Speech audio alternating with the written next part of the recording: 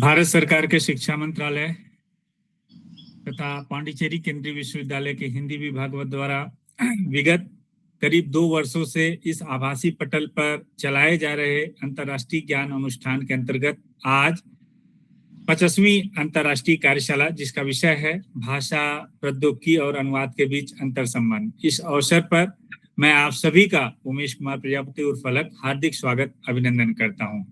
साथियों, आप सभी को पता है कि भारत सरकार के शिक्षा मंत्रालय द्वारा स्वयं ऑनलाइन पोर्टल पर निःशुल्क 15 सप्ताह का एक पाठ्यक्रम, एक बहुत ही महत्वपूर्ण पाठ्यक्रम जिसका नाम है भाषा प्रौद्योगिकी का परिचय, विगत 4 सत्रों से चलाया जा रहा है। और उसी के अंतर्गत हम प्रत्येक बुधवार को शाम 6 बजे से डिजिटल साक्षरता मिशन को ध्यान में रखते हुए तमाम तकनीकी विषयों पर ज्ञान अनुष्ठान का आयोजन कर रहे हैं। और इन ज्ञान अनुष्ठान में जैसे आप सुधीजन श्रोताओं का आत्मीय सहयोग प्राप्त हो रहा है, उसी प्रकार से राष्ट्रीय एवं अंतर्राष्ट्रीय स्तर के कई सम्माननीय विद्वानों का भी इस पटल को मार्गदर्शन प्राप्त हो रहा है। यह हम सभी के लिए अत्यंत हर्ष और गौरव का विषय है।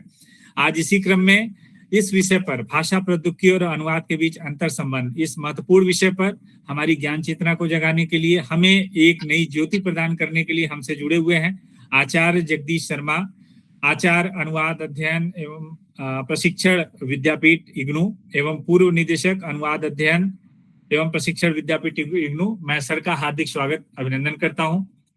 जी धन्यवाद और आभार।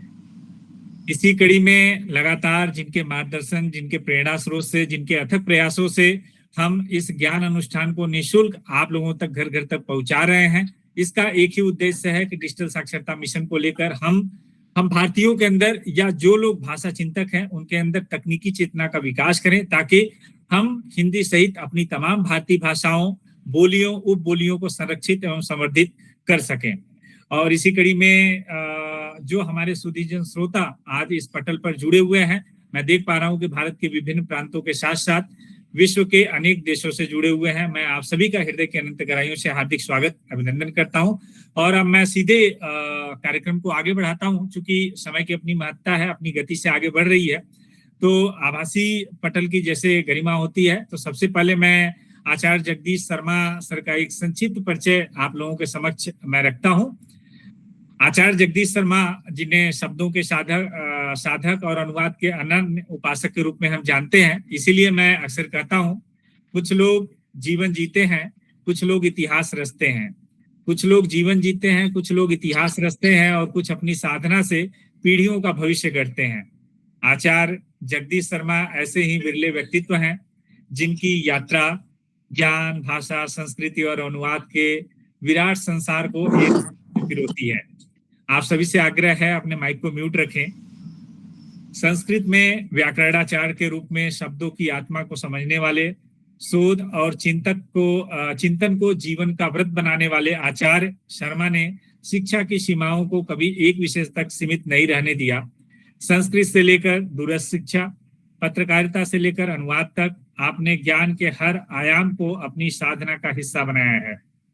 कश्मीर शैव दर्शन के महान आचार्य लक्ष्मण जी रैना के सानिध्य में आपने केवल शास्त्र नहीं पढ़े, बल्कि परंपरा की उस अमूल्य मौखिक विरासत को संजोया है जो आने वाली पीढ़ियों के लिए धरोहर के रूप में बन गई है।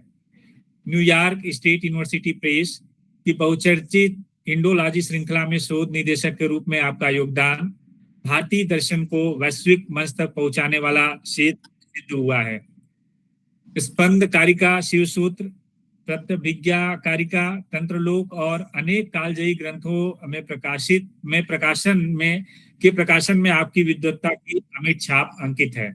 आकाशवाणी के माध्यम से आपकी वाणी वर्षों तक कश्मीर की वादियों से लेकर दिल्ली और हिमाचल प्रदेश की पर्वत श्रृंखलाओं तक गूंजती रही है। कार्यक्रम अधिकारी के रूप में आपने केवल प्रसारण ही नहीं किया, बल्कि संवाद, संस्कृति और समाज के बीच विश्वास का सेतु निर्मित किया है। इंदिरा गांधी राष्ट्रीय मुक्त विश्वविद्यालय इग्नू से आपका जुड़ाव हुआ, तब शिक्षा ने नई उड़ान भरी। दुर्गम पर्वतीय अंचलों, सीमांत क्षेत्रों, जनजातीय बस्तियों और उच्च सुरक्षा कारागारों तक शिक्षा का दीप पहुंचाने का आपका संकल्प यह सिद्ध करता है कि आपके लिए ज्ञान किसी भवन की चारदीवारी का मोहताज नहीं है, बल्कि प्रत्येक जिज्ञासु मन का अधिकार है। ज्ञानवाणी और ज्ञान दर्शन जैसे अभिनव शैक्षिक माध्यमों को स्थापित करने और 500 से अधिक सजीव संवादात्मक कार्यक्रमों का सफल संचालन आपकी दूरदृष्टि और संगठन क्षमता का अद्भुत उदाहरण है। वर्ष 2007 में उच्च शिक्षा विजन 2020 विषय पर सर्वश्रेष्ठ निबंध का प्रथम पुरस्कार तथा भारतीय भाषाओं के विशाल सर्वेक्षण और 56 खंडों के अनुवाद में योगदान के लिए मिला सम्मान आपकी विद्वत्ता की सार्वजनिक स्वीकृति भी है। अनुवाद अध्ययन एवं प्रशिक्षण विद्यालय में आचार्य और निदेशक के रूप में आपने केवल पाठ्यक्रम नहीं बनाए किंतु अनुवाद शिक्षा की नई दिशा निर्धारित की। एमए, एमफिल, पीएचडी और ऑनलाइन अनुवाद अध्ययन कार्यक्रमों का निर्माण, सिंधी पीठ का समन्वयन तथा भारत विभाजन की सिंधी कहानियों का हिंदी रूपांतरण आपकी सांस्कृतिक प्रतिबद्धता का प्रमाण है। आचार्य जगदीश शर्मा की लेखनी भाषाओं की सीमाएं नहीं मानती। हिंदी, संस्कृत और अंग्रेजी के बीच विचारों का मुक्त आवागमन आपके अनुवाद में सहज दिखाई पड़ता है। राष्ट्रीय शैक्षणिक अनुसंधान प्रशिक्षण परिषद, राष्ट्रीय शैक्षणिक अनुसंधान एवं प्रशिक्षण परिषद एनसीईआरटी, भारतीय खाद्य सुरक्षा एवं मानक प्राधिकरण, भाषा अनुसंधान एवं प्रकाशन केंद्र तथा अनेक राष्ट्रीय संस्थाओं के महत्वपूर्ण अनुवाद प्रकल्पों में आपका योगदान भारतीय भाषाओं की सेवा का अनुपम उदाहरण है। 55 से अधिक शोध पत्र, 20 पुस्तक अध्याय, हिंदी साहित्य कोश में 14 प्रविष्टियां, अनेक पाठ्यक्रमों का विकास, प्रशिक्षण पुस्तिकाओं का निर्माण, 100 से अधिक वीडियो व्याख्यान, अनगिनत कार्यशालाएं, संगोष्ठियां और व्याख्यान, इन सब के बीच भी आपका व्यक्तित्व विनम्रता और निरंतर सीखने की प्रेरणा से अलौकिक दिखाई पड़ता है। 7 शोधार्थी, पीएचडी, 3 अध्येताओं को एमफिल की दिशा देने वाले आचार्य शर्मा केवल शिक्षक नहीं बल्कि शोध की राह दिखाने वाले दीप स्तंभ भी है। आपकी कक्षाओं में ज्ञान केवल पढ़ाया नहीं जाता, अभी तो अनुभव बनकर जीवंत हो उठता है। आज भी आप अनुवाद, दूरस्थ शिक्षा और भारतीय भाषाओं के क्षेत्र में निरंतर सक्रिय हैं। नई पीढ़ी को दिशा देना, पाठ्यक्रमों का निर्माण करना, ऑनलाइन शिक्षण को नई ऊर्जा देना और भारतीय भाषाओं के संवर्धन के लिए निरंतर कार्य करना आपकी जीवन यात्रा का अविराम संकल्प है। इसीलिए हम कहते हैं आपकी कहानी केवल एक विद्वान की नहीं बल्कि उस साधक की है। आपकी कहानी केवल एक विद्वान की नहीं बल्कि उस साधक की है जिन्होंने शब्दों को संस्कृत से, भाषा को राष्ट्र से और ज्ञान को मानवता से जोड़ने का आजीवन प्रयास किया है। और अंत में यह चंद पंक्तियां आपको मैं निवेदित करते हुए अपने शब्दों को विराम दूंगा और आपसे आग्रह करूंगा कि आज के इस विषय पर हमारे जितने सुधीजन श्रोता जुड़े हैं उन्हें अपने ज्ञान, अपने अनुभव से एक नई दृष्टि प्रदान करें। जो शब्दों में संस्कृत की सांस भर दे वही अनुवादक कहलाता है। जो भाषाओं को दिलों से जोड़ दे वही सच्चा शिक्षक बन जाता है। कलम जिनकी तपस्या हो, विचार जिनका सम्मान हो, आचार्य जगदीश शर्मा का जीवन स्वयं ज्ञान का महाकाव्य और कर्म उसका अमर गान हो। मैं आदरणीय आचार्य जी से करबद्ध आग्रह करता हूं कि आज इस महत्वपूर्ण विषय पर हमारे जो श्रोता जुड़े हैं उनका ज्ञानवर्धन करें। हार्दिक स्वागत है सर। उमेश जी, बहुत बहुत आभार। और एक मेरा थोड़ा सा आग्रह है आपसे भी और अपने जितने हमारे साथी हमसे जुड़े हैं उनसे भी कि आपने मित्रतावश बहुत कुछ मेरे विषय में कह दिया। संभवतः मैं उसके ऊपर खरा नहीं उतरूंगा, मुझे उम्मीद है ऐसी। फिर भी मैं प्रयास करूंगा कि हम ऐसी चर्चा को आगे बढ़ाएं जिसमें आपका और मेरा साझा योगदान हो। और ख़ास तौर पे एक ऐसे विषय पे हम बात कर रहे हैं जो मुझे बड़ा प्रिय है, भाषा और भाषा के जो अनंत रूप और उसके जो अंतर्भाषाई पक्ष हैं उन सब से जुड़ने का और मुझे उस पर बात करने का मुझे बड़ा आग्रह रहता है। इसलिए इस अवसर के लिए बहुत बहुत आभार। और पांडिचेरी विश्वविद्यालय के हमारे जो साथी हमारे साथ हैं उनका भी बहुत बहुत आभार और विश्वविद्यालय का भी समग्रता बहुत बहुत आभार और शुक्रिया। भाषा प्रौद्योगिकी और अनुवाद का अंतर संबंध वैसे तो विषय बहुत गूढ़ नहीं है, क्योंकि जब हम भाषा के संदर्भ में प्रौद्योगिकी की चर्चा करते हैं तो उसका जो पहला प्रथम प्रतिफल हमें मिलता है वो अनुवाद के रूप में मिलता है।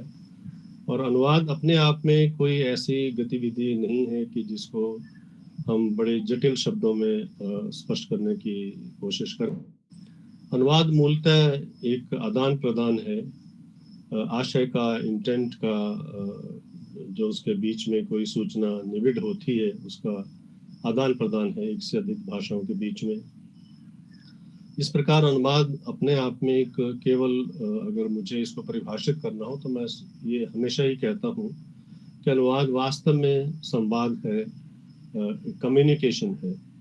तो इस दृष्टि से जो आज की हमारी चर्चा रहेगी उसमें भी इसी पक्ष को मैं ध्यान में रखूंगा कि किस प्रकार जो भाषा की समझ, जो भाषा को समझने और उसे प्रसादित करने के, संसाधित करने के जो तौर तरीके हैं और उसमें जो आधुनिक विज्ञान की भूमिका है वो किस तरह से न केवल अनुवाद के माध्यम से केवल एक भाषा तक पहुंचे, अभी तो खास तौर पर उस भारतीय भाषाओं के सागर तक पहुंचे, समुद्र तक पहुंचे, जो कि बड़ा अनंत है, विशाल है, बड़ा महत्वपूर्ण है, जिसमें विश्वव्यापी धरोहर, जिसमें जो हमारी थाती है।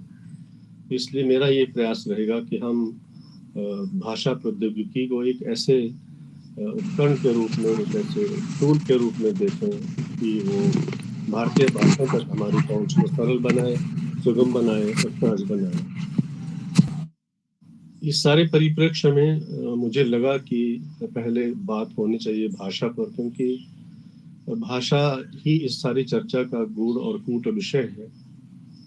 भाषा अपने आप में बहुत सरल भी है समझने बूझने के लिए, लेकिन बड़ी जटिल भी है। सरल और स्पष्ट इसलिए है कि हम भाषा का प्रयोग सचेत और अचेत और बहुत ही विशिष्ट और सामान्य अवसरों पर करते हैं। तो हम कभी इस तरह से उस पर कोई विशेष ध्यान नहीं देते कि हम भाषा के किस रूप को किस संदर्भ में और किस प्रारूप में प्रयोग में ला रहे हैं। लेकिन जब सामाजिक और एक कार्यक्षेत्र के परिवेश में हम देखते हैं तो भाषा का स्वरूप तत्काल बदल जाता है, उसमें बहुत सारे दूसरे जो तत्व हैं वो मिल जाते हैं और भाषा का एक और बड़ा रूप, विस्तृत रूप, एक बड़ा महत्वपूर्ण रूप हमारे सामने आता है। फिर जब साहित्यिक भाषा की हम बात करते हैं तो उसमें भाषा का एक अलग बड़ा विशिष्ट और अनन्यतम रूप हमारे सामने आता है। इस प्रकार भाषा के अनंत रूप, अनंत प्रयोग हमारे सामने है।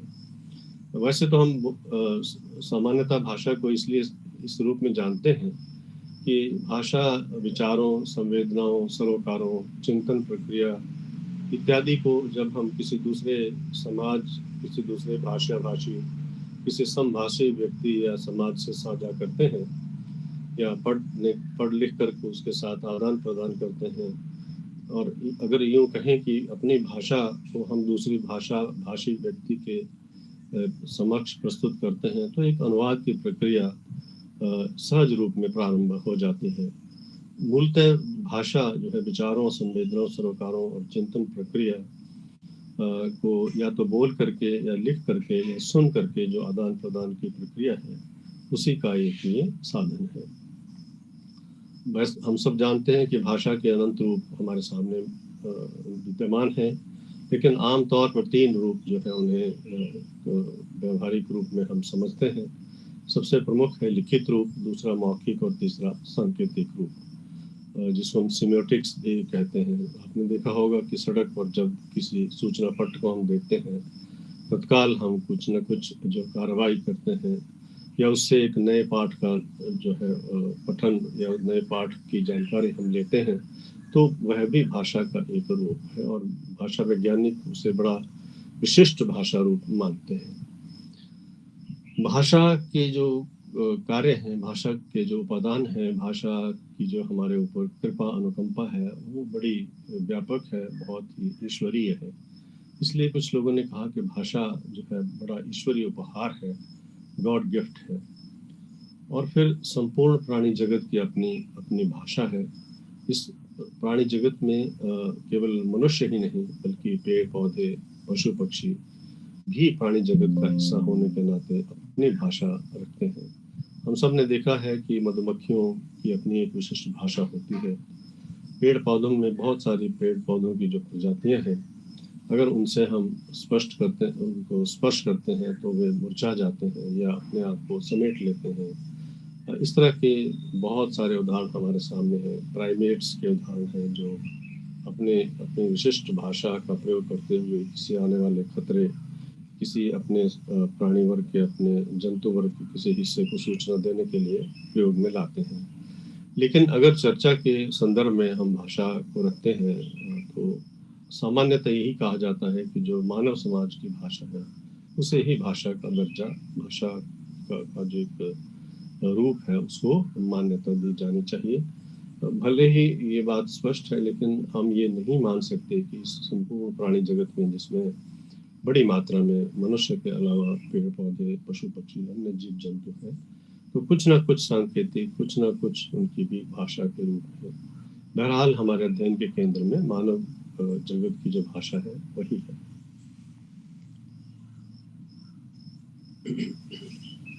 भाषा के, जैसा मैंने थोड़ा जिक्र किया था, मैं इसलिए इस भाषा के ऊपर थोड़ी सी चर्चा शुरू में करना चाहता हूँ कि जब हम प्रौद्योगिकी की बात करेंगे तो बहुत सारे प्रौद्योगिकी पक्ष ऐसे हमारे सामने उभर करके आएंगे कि भाषा को या भाषाई आदान प्रदान में एक तरह से 100% जो है सफल नहीं हो पाते हैं। तो उसकी वजह क्या है? हालांकि प्रयास जारी है, तो इसलिए मैंने ये विचार किया कि क्यों ना पहले हम भाषा के उन जो जटिल और बहुत ही सामान्य पहलू हैं उन दोनों पर ही थोड़ी सी अपनी नज़र दौड़ा लें।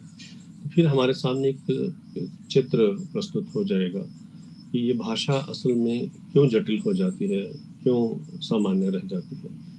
अगर हम दैनंदिन प्रयोग में भाषा के रूप की चर्चा करें, जिसको हम अनौपचारिक भाषा संसार कहते हैं, तो उसमें हम सामान्य भाषा का प्रयोग करते हैं, जिसमें हमारे उद्देश्य केवल अपने आशय को, अपने मंतव्य को एक दूसरे तक पहुंचाना होता है। लेकिन ये जो सामान्य रूप में भाषा का प्रयोग है, ये बड़ा ही एक तरह से जिसको हम कहते हैं पदक्रमता का, हायरार्की का प्रयोग है। हायरार्की का इसलिए है ये प्रयोग कि इसमें हम अपने समाज में जो हमारे सामने, हमारे अगल बगल, हमारे बड़े वरिष्ठ, हमारे समवयस्क, हमारे से अनुज छोटे, इन सभी को जब हम संबोधित करते हैं तो एक ही संदेश के लिए हम अनेक प्रकार के संबोधन प्रयोग में लाते हैं। तो ये भाषा की पदक्रमता, या जिसको हम कहते हैं भाषा की सामाजिक पदक्रमता, सोशल हायरार्की है, उसका प्रयोग देखने को मिलता है। तो इसमें व्याकरण के नियम हम भले ही प्रयोग में ना लाएं, लेकिन इसमें सामाजिक पदक्रमता के प्रयोग हम निश्चित रूप से देखते हैं। इसी तरह भाषा का एक और विशिष्ट प्रयोग है साहित्य का, और साहित्य की जो भाषा है उसमें उसकी अपनी विशेषताएं हैं, उसके अपने गुण हैं, जिसमें खास तौर पे जो भावात्मक साहित्य है, जिसमें संवेगात्मक साहित्य है, जिसमें व्यक्तिनिष्ठ जो भाव है, स्पंदन है, उनकी अभिव्यक्ति, व्यक्ति की अपनी शैली और व्यक्ति की अपनी रचना धर्मिता के अनुरूप होती है। तीसरा और बड़ा महत्वपूर्ण जो भाषाई पक्ष है वो है भाषा का प्रयोजन मूलक या व्यवहार मूलक रूप, जिसको हम आमतौर पर functional language, functional use of language के नाम से भी जानते हैं। और ख़ास तौर पे जब हम भाषा प्रौद्योगिकी की बात कर रहे हैं तो इसी पक्ष को लेकर के प्रौद्योगिकी की जो इंटरवेंशन है, प्रौद्योगिकी का जो समावेशन है, वो इसी पक्ष से शुरू हुआ है। और अब बेशक भारतीय भाषा में रचित जो साहित्य है उसे समझने, व्यापक रूप तक ले जाने लाने में भी उसका अनुप्रयोग हो रहा है। भाषा जो है वो बड़ी एक तरह से अनन्यतम उपहार तो है ही, लेकिन बड़ी विशिष्ट और बड़ी विलक्षण भी है। मातृभाषा हमें अपनी माता और आत्मीय परिवार, जो कि हमारा बाल्यकाल का जो परिवेश होता है उससे मिलती है। लेकिन भाषा के बारे में जो विद्वान है उनकी एक ये राय है कि भाषा वास्तव में अर्जन की वस्तु है। ये तो इसको अर्न करना पड़ता है, इसको सीखना पड़ता है और इसमें बड़ी मेहनत लगती है। इसीलिए भाषा को ये कहा गया है कि ये परिवेश से आती है, समाज जो आपके आसपास है, वो भले ही आपका कार्यक्षेत्र हो, आपका शिक्षण का दायरा हो, आपके अन्य जो ऐसे व्यक्ति जिनके माध्यम से आपने भाषा अर्जन किया हो, तो उनके सहयोग से ये जो संपत्ति है, ये जो एक वस्तु है, इसका अर्जन होता है। भाषा के बारे में दो बातें मैं रखूंगा कि भाषा जो है वो समाज को मुखरता देती है। हमारी संस्कृति और समाज की पहचान का मूल आधार भाषा है। यदि हमारे पास अपनी भाषा नहीं होगी तो हमारा एक तरह से मुखर होना असंभव है। हमारी जो आवाज़ है वो दब जाती है। और अगर हम सब याद करें कि स्वाधीनता संग्राम के दौरान इस बात को लेकर के बहुत बल दिया गया कि हमारी अपनी भाषा होनी चाहिए, और हमारी अपनी भाषा होने का मतलब जो हमारी भारतीय भाषाएं हैं उनको बड़े स्तर पर प्रमुखता दी गई, और ये प्रयास किए गए कि अगर एक स्थान से दूसरे स्थान तक कोई जानकारी सूचना पहुंचानी है तो भारतीय भाषाओं का ही उसमें प्रयोग किया जाना चाहिए। और कुछ विद्वानों ने तो ये भी कहा था कि जिस समाज की भाषा नहीं होती वो वास्तव में मूर्ख होता है, उसकी अपनी कोई वाणी नहीं होती। तो भाषा जो है समाज को मुखरता प्रदान करने का काम करती है। और हम सब देखते भी हैं कि जब जिस समाज की भाषा जितनी विशिष्ट होगी, जितनी समृद्ध होगी, उस समाज को उतनी ही गहराई, गंभीरता और सम्मान की दृष्टि से देखा जाता है। इसलिए भाषा जो है विशिष्ट संस्कृति की परिचायक है। यानी समाज की जो भाषा है, भाषा और समाज का जो एक अनन्यतम संबंध है, वो वास्तव में उस समाज की संस्कृति का बोधक या परिचायक भी बनता है। हम सब ने देखा है कि जब हम भाषा की चर्चा करते हैं तो उसके साथ ही हम उस समाज की भी एक तरह से एक झलक प्राप्त कर लेते हैं कि वो समाज की इस तरह की बड़ी विशिष्ट विलक्षण भाषा है, वह समाज निश्चित रूप से प्रबुद्ध समाज होगा, ये हम कल्पना कर सकते हैं। एडवर्ड सपीर अंग्रेजी के बड़े विशिष्ट विद्वान रहे हैं। उन्होंने दो बातें कही जो मैं हमेशा अनुवाद और भाषा के संदर्भ में जब चर्चा होती है तो कहता हूँ। तो मुझे लगता है कि शायद ये आपको भी आप सब जानते होंगे, लेकिन मैं उनको यहाँ फिर से पुनरावृत्त कर रहा हूँ। उन्होंने एक बात कही है, छोटा सा वक्तव्य है कि भाषा जो है वो सामाजिक यथार्थ की बोधक है। ये तो अनुवाद मैंने किया है, लेकिन उन्होंने कहा language is guide to social reality. तो मैं बार बार इस बात पर, इसीलिए खास तौर पर हमारे जो शिक्षार्थी वर्ग है उनसे कहना चाहता हूँ कि भाषा के माध्यम से ही हमारी पहचान होती है। हमारी सामाजिक पहचान, हमारे समाज की विशिष्ट पहचान भाषा के माध्यम से ही होती है। तो पहली बात जो उन्होंने कही कि भाषा जो है वो सामाजिक यथार्थ, सोशल रियलिटी, यानी हमारे समाज में क्या है, किस तरह की उसकी संरचना है, क्या उसकी विशेषताएं हैं, इन सभी बातों का परिचय हम केवल भाषा के माध्यम से ही दे सकते हैं, अन्यथा नहीं। यदि हमारे पास भाषा रूपी एक अनन्यतम साधन नहीं होगा तो शायद हम अपने समाज को किसी दूसरे समाज के सामने, किसी दूसरे व्यक्ति के सामने प्रस्तुत ना कर पाए। फिर उन्होंने आगे एक बात रखी जो कि अनुवाद की दृष्टि से और टेक्नोलॉजी की दृष्टि से बहुत महत्वपूर्ण है। उन्होंने कहा कि संसार में शायद ही दो ऐसी भाषाएं हैं, भिन्न भाषाएं होंगी जो एक जैसे सामाजिक यथार्थ को प्रस्तुत कर सकें, उसका बोधन करा पाए। There are hardly any two languages ever sufficiently similar to represent the same social reality.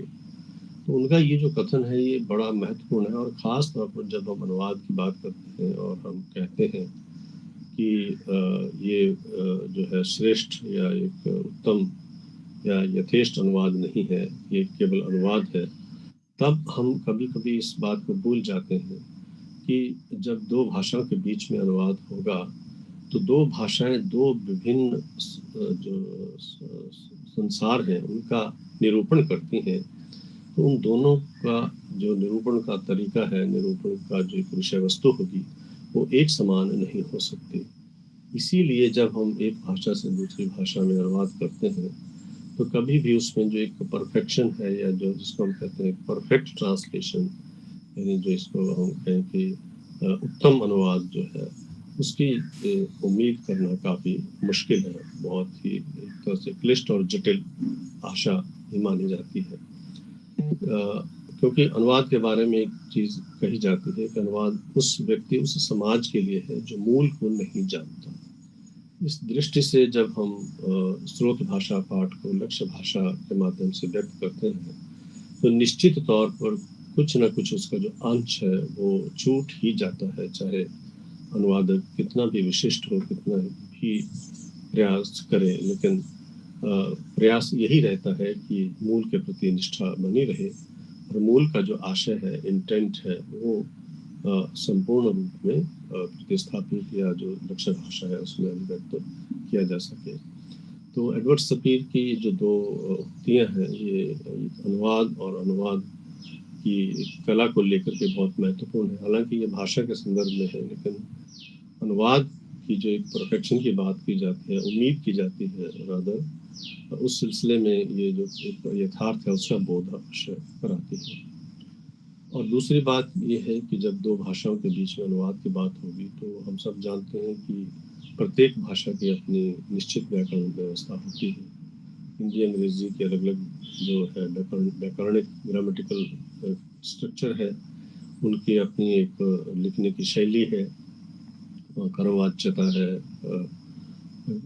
कर्तृवाच्यता प्रधानता हिंदी की है। इस तरह से बहुत सारी बातें हैं, उनका अपना एक लिखने का क्रम है।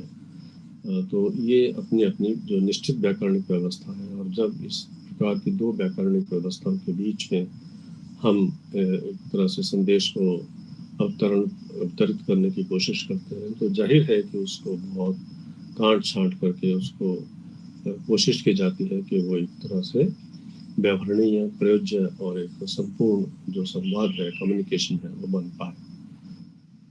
भाषा का जो क्षेत्र है वो बड़ा प्रयुक्ति प्रधान है।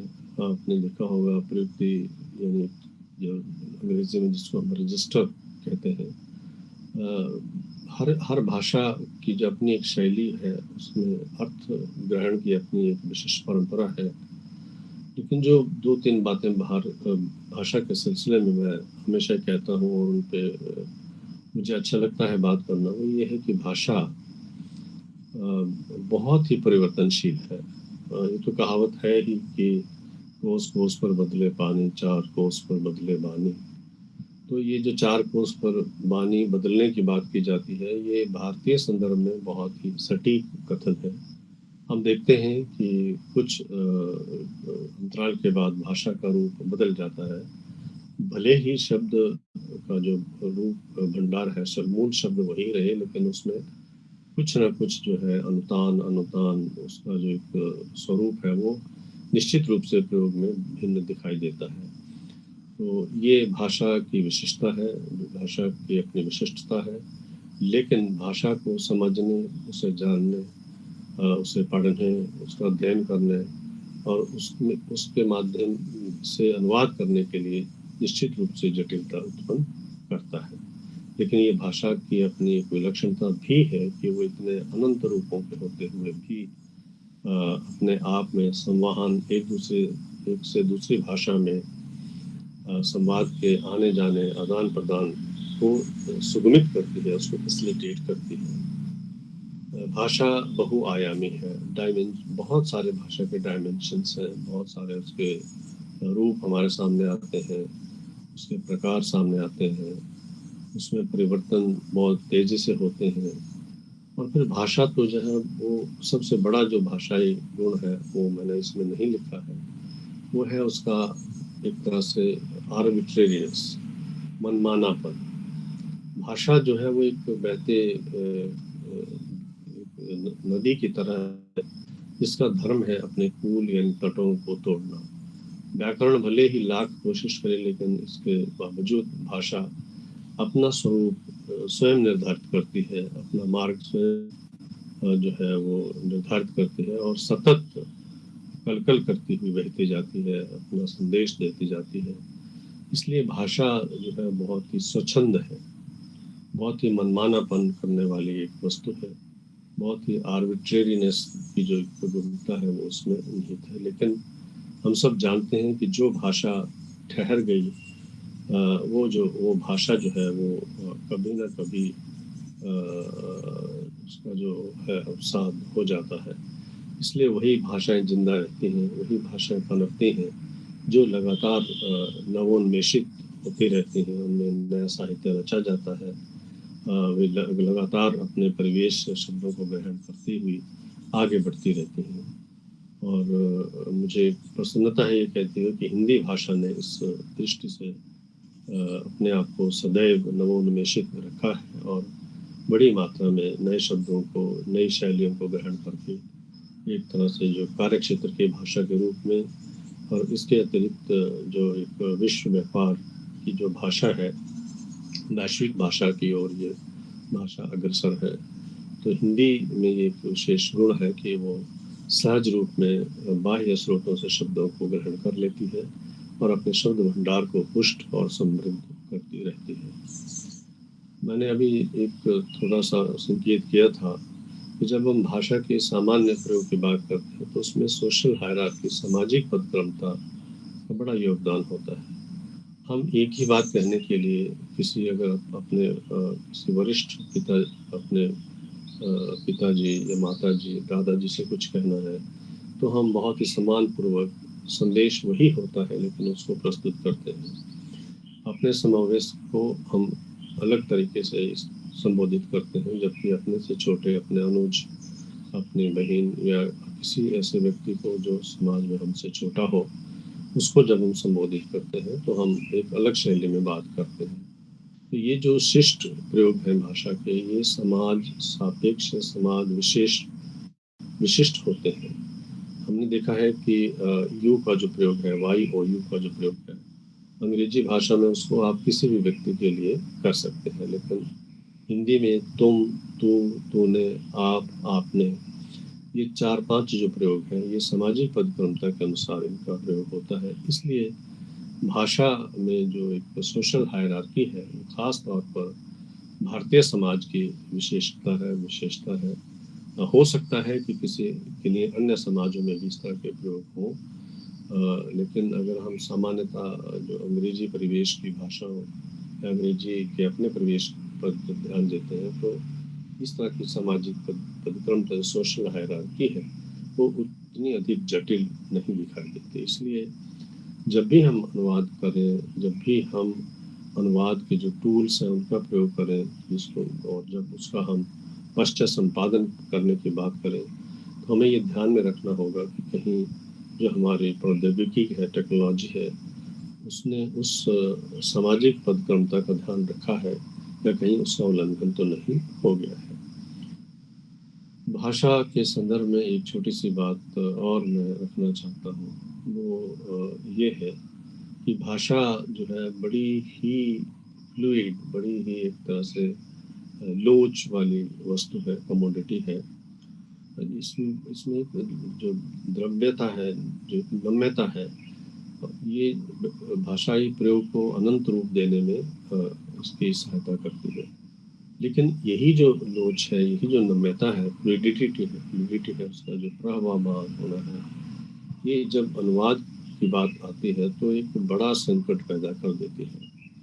यानी जो एक अनुवाद में अननुवाद्यता, अनट्रांसलेटेबिलिटी की जब हम बात करते हैं, जो कि भाषाई और सांस्कृतिक रूप में हमारे सामने आती है, कभी कभी हम भाषा के संस्कार को ठीक से नहीं पकड़ पाते। और अगर हम शब्द को एक तरह से भाषाई दृष्टि से देखते हैं तो वो समाज और संस्कृति परक प्रयोग में ठीक नहीं बैठता है। कई जो शब्द हैं उनके प्रयोग आज उस रूप में स्वीकार्य नहीं है जिस रूप में वो पहले थे, और कभी कभी व्याकरणिक दृष्टि से शुद्ध प्रयोग होते हुए भी समाज उनको स्वीकार नहीं करता है। इसलिए ऐसी भाषा ही उत्तम है, जब अनुवाद की दृष्टि से ऐसा पाठ ही श्रेष्ठ पाठ माना जाता है जो लक्ष्य भाषा की भाषिक और सामाजिक संस्कृति के अनुरूप हो। हम सब जानते हैं कि कई भाषाओं के ऐसे शब्द जो दूसरी भाषाओं में जब अनुदित किए जाते हैं तो भी उस लक्ष्य भाषा का जो एक सामाजिक और सांस्कृतिक परिवेश होता है, व्याकरणिक दृष्टि से भले ही शुद्ध हो, लेकिन जो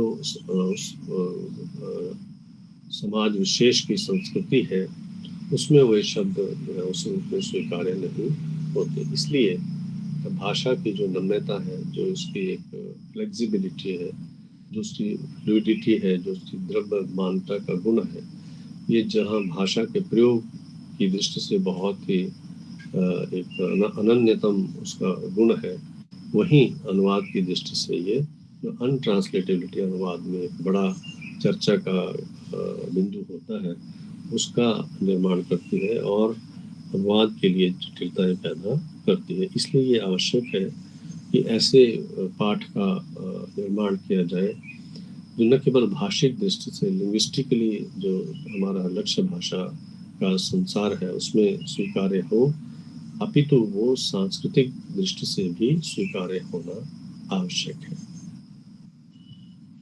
भाषा को लेकर के ये कुछ एक तरह से जो आधार चर्चा थी, और मुझे लगा कि भाषा बात होनी चाहिए, क्योंकि जब हम भाषा प्रौद्योगिकी की चर्चा करेंगे और अनुवाद के संदर्भ में उसको देखेंगे, तो जो उसके उस प्रक्रिया में आने वाले कुछ जटिल प्रश्न हैं, वे स्वतः ही हल हो जाएंगे कि अगर हम भाषा की जो एक संकल्पनात्मक संरचना है उससे परिचित होंगे। अब थोड़ी सी बात प्रौद्योगिकी के हम करते हैं। भाषा को लेकर के और भी बहुत सारे उसके परिक्षेत्र है, लेकिन चर्चा के क्रम में अगर हमें अवसर मिलेगा तो हम बात करेंगे। प्रौद्योगिकी की जो एक संकल्पना है वो बहुत जटिल नहीं है। प्रौद्योगिकी की जो इटमोलॉजी है वो तो हम सब जानते हैं कि एक विशिष्ट प्रकर्षित जो उद्योग, यानी जो एक उसमें प्रयास होता है उसको संपन्न करने की एक भूमिका होती है। तो इसको ऐसे परिभाषित किया है कि व्यवहारिक लक्ष्यों को प्राप्त करने के लिए जब हम वैज्ञानिक ज्ञान और तकनीकों का उपयोग करते हैं, तो यही हम खास तौर पे जब हम लैंग्वेज टेक्नोलॉजी की बात करते हैं, तो हम भाषा को समझने के लिए, भाषा के संदेश का अवगाहन करने के लिए हम जो हमारे पास एक वैज्ञानिक ज्ञान का आधार है और जो तकनीक है, स्ट्रेटेजीज है, टेक्निक्स है, उनका उपयोग हम करते हैं। तो इसके लिए आपने देखा होगा कि जहाँ तक भाषा की बात है, तो भाषा बोलने की वस्तु है, सुनने की वस्तु है और लिखने की वस्तु है, पढ़ने की वस्तु है। क्योंकि वस्तु मैं इसलिए कह रहा हूँ कि इसको कमोडिटी करके जो है संबोधित किया गया है, और अन्यथा इसके लिए कोई ऐसा शब्द सामने नहीं आता जो एक तरह से भाषा के उस अमूर्त रूप को भी साथ साथ चर्चा के केंद्र में रखे। तो तभी मैं इसको जो है वो एक वस्तु के तौर पर संबोधित कर रहा हूँ। ये कमोडिटी है, एक अर्जित की हुई संपत्ति है हमारे पास, और उस संपत्ति का प्रयोग हम जीवन के विभिन्न क्षेत्रों में करते हैं। इस सारे प्रयोग को अपने लिए, भाषा को सहज बनाने के लिए, अपने संदेश को दूसरी भाषा भाषी समाज तक पहुंचाने के लिए हम आजकल जो है कुछ ऐसे वैज्ञानिक यंत्रों का सहारा लेते हैं, कुछ ऐसी वैज्ञानिक तकनीक का सहारा लेते हैं, कुछ हम साइंटिफिक नॉलेज का जो है वो सहारा लेते हैं, ताकि हमारा जो संप्रेषण है, हमारा जो संवाद है, वह अधिक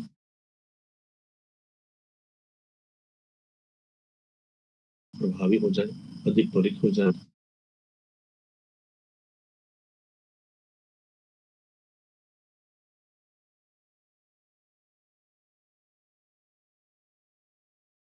पहुंच जाए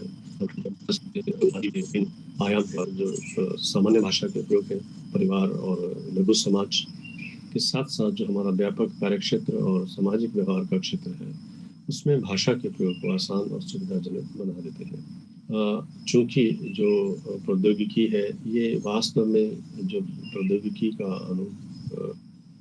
अनुपालन या उसका जो एक अनुप्रयोग किया जाता है, तो ये विज्ञान और जो व्यवहारिक विज्ञान है उसका एक तरह से व्यवहारिक प्रयोग है, क्योंकि विज्ञान का जो एक तत्व है, उसका जो सार है, वह एक ज्ञान के रूप में विद्यमान होता है। लेकिन जब हम उसको किसी कार्य साधन के लिए प्रयुक्त करते हैं तब हमारे लिए व्यवहारिक प्रयोग में आ जाता है।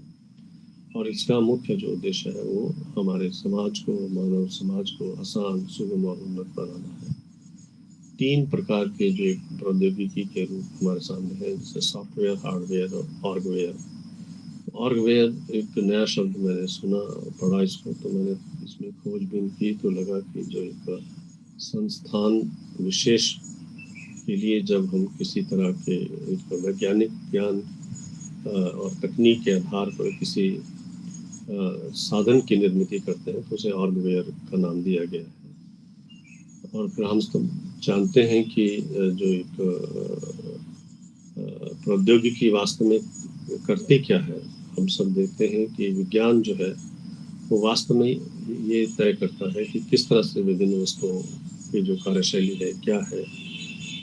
लेकिन ज्ञान का जो प्रौद्योगिकी है वो वास्तव में उस ज्ञान का उपयोग करके जो सचमुच में उसका प्रयोग क्षेत्र है, सचमुच में जो हमारे जीवन में कुछ मुश्किलें हैं, कठिनाइयाँ हैं, हम एक दूसरे तक सहज रूप में नहीं पहुंच सकते, संवाद के तौर तरीके उतने सहज सुलभ नहीं है, तो प्रौद्योगिकी जो है उसको सरल और सहज बना देती है। हम सब जानते हैं कि ब्रॉडकास्टिंग टेक्नोलॉजी की मैं बात करूं तो बहुत पहले जब रेडियो हमारे पास नहीं था तो एक दूसरे व्यक्ति तक संवाद पहुंचाना बहुत मुश्किल था। फिर रेडियो तकनीक में विस्तार हुआ, रेडियो की जो एक वाणी की जो शब्द था उसको विस्तारित करने के लिए, एम्पलीफाई करने के लिए जो है माइक्रोफोन की व्यवस्था हुई। इसी तरह जो ट्रांसमिशन या जो प्रेषण, प्रेषित्र इत्यादि की जो है परिकल्पना साकार किया गया। और बाद में जैसे अब रेडियो के बारे में कहा जाता है कि radio is for one and all, मतलब रेडियो का जो श्रोता वर्ग है वो अनंत है, उसकी कल्पना करना बहुत मुश्किल है।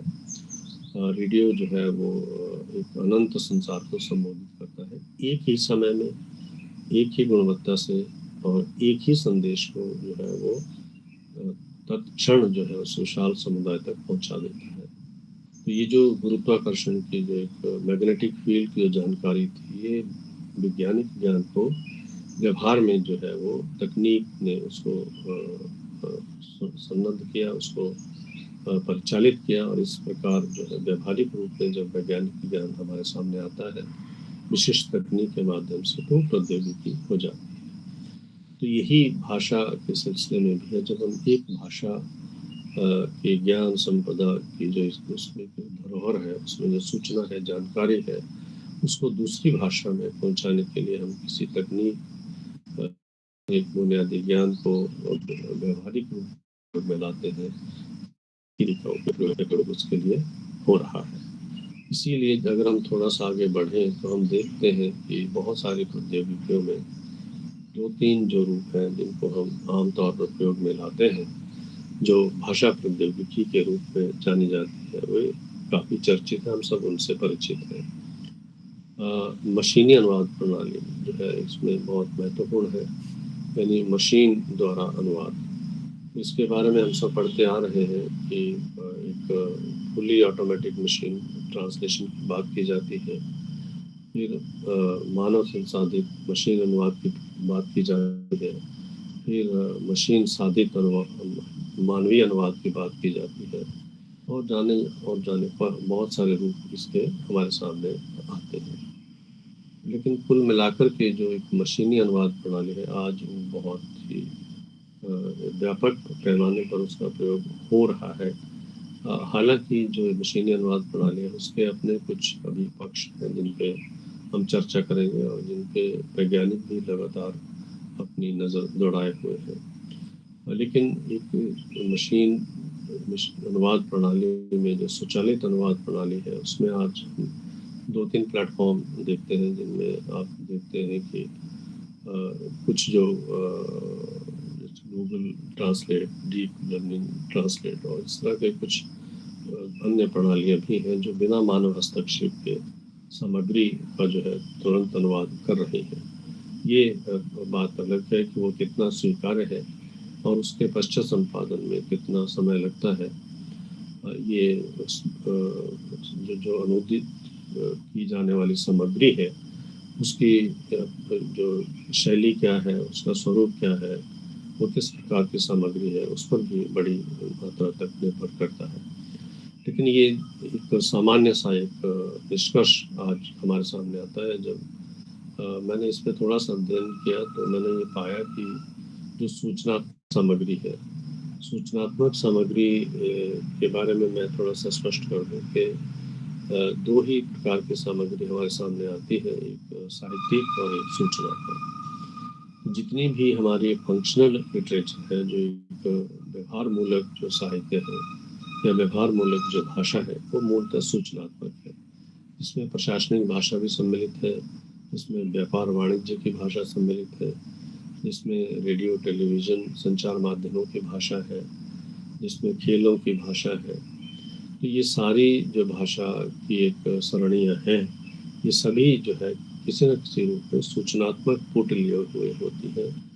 तो एक इनको संबोधित करने के लिए जो नाम दिया गया है वो है सूचनात्मक साहित्य। सूचनात्मक साहित्य का जो अनुवाद आजकल मशीनी अनुवाद प्रणाली द्वारा किया जा रहा है, ये काफ़ी एक बड़े स्तर तक स्वीकार्य किया गया है, लेकिन इसके बावजूद इस पश्चात संपादन पोस्ट एडिटिंग की गुंजाइश बनी रहती है। इसी प्रकार जो न्यूरल मशीन ट्रांसलेशन और आर्टिफिशियल इंटेलिजेंस मॉडल्स सामने आ रहे हैं, उन्होंने भी जो एक खास तौर पे अनुवाद की एक नई शैली, एक नई मशीनी अनुवाद प्रणाली को जन्म दिया है। और इससे भी जो अनुवाद का जो कार्य है वो आगे बढ़ा है, और ख़ास तौर पे जो सूचनात्मक साहित्य की जब हम बात करते हैं, उस पर काफ़ी इसको सहायता मिल रही है। हम सब जानते हैं कैट टूल्स की बात अनुवाद के संदर्भ में बड़े पैमाने पर की जाती है, और ख़ास तौर पर उमेश भाई और हमारे जो राजभाषा से जुड़े हुए हमारे जितने साथी हैं और जो शोधार्थी हैं, वे सब इसका प्रयोग करते हैं। कैट टूल्स कंप्यूटर सहायता प्राप्त करने के लिए जो टूल्स की बात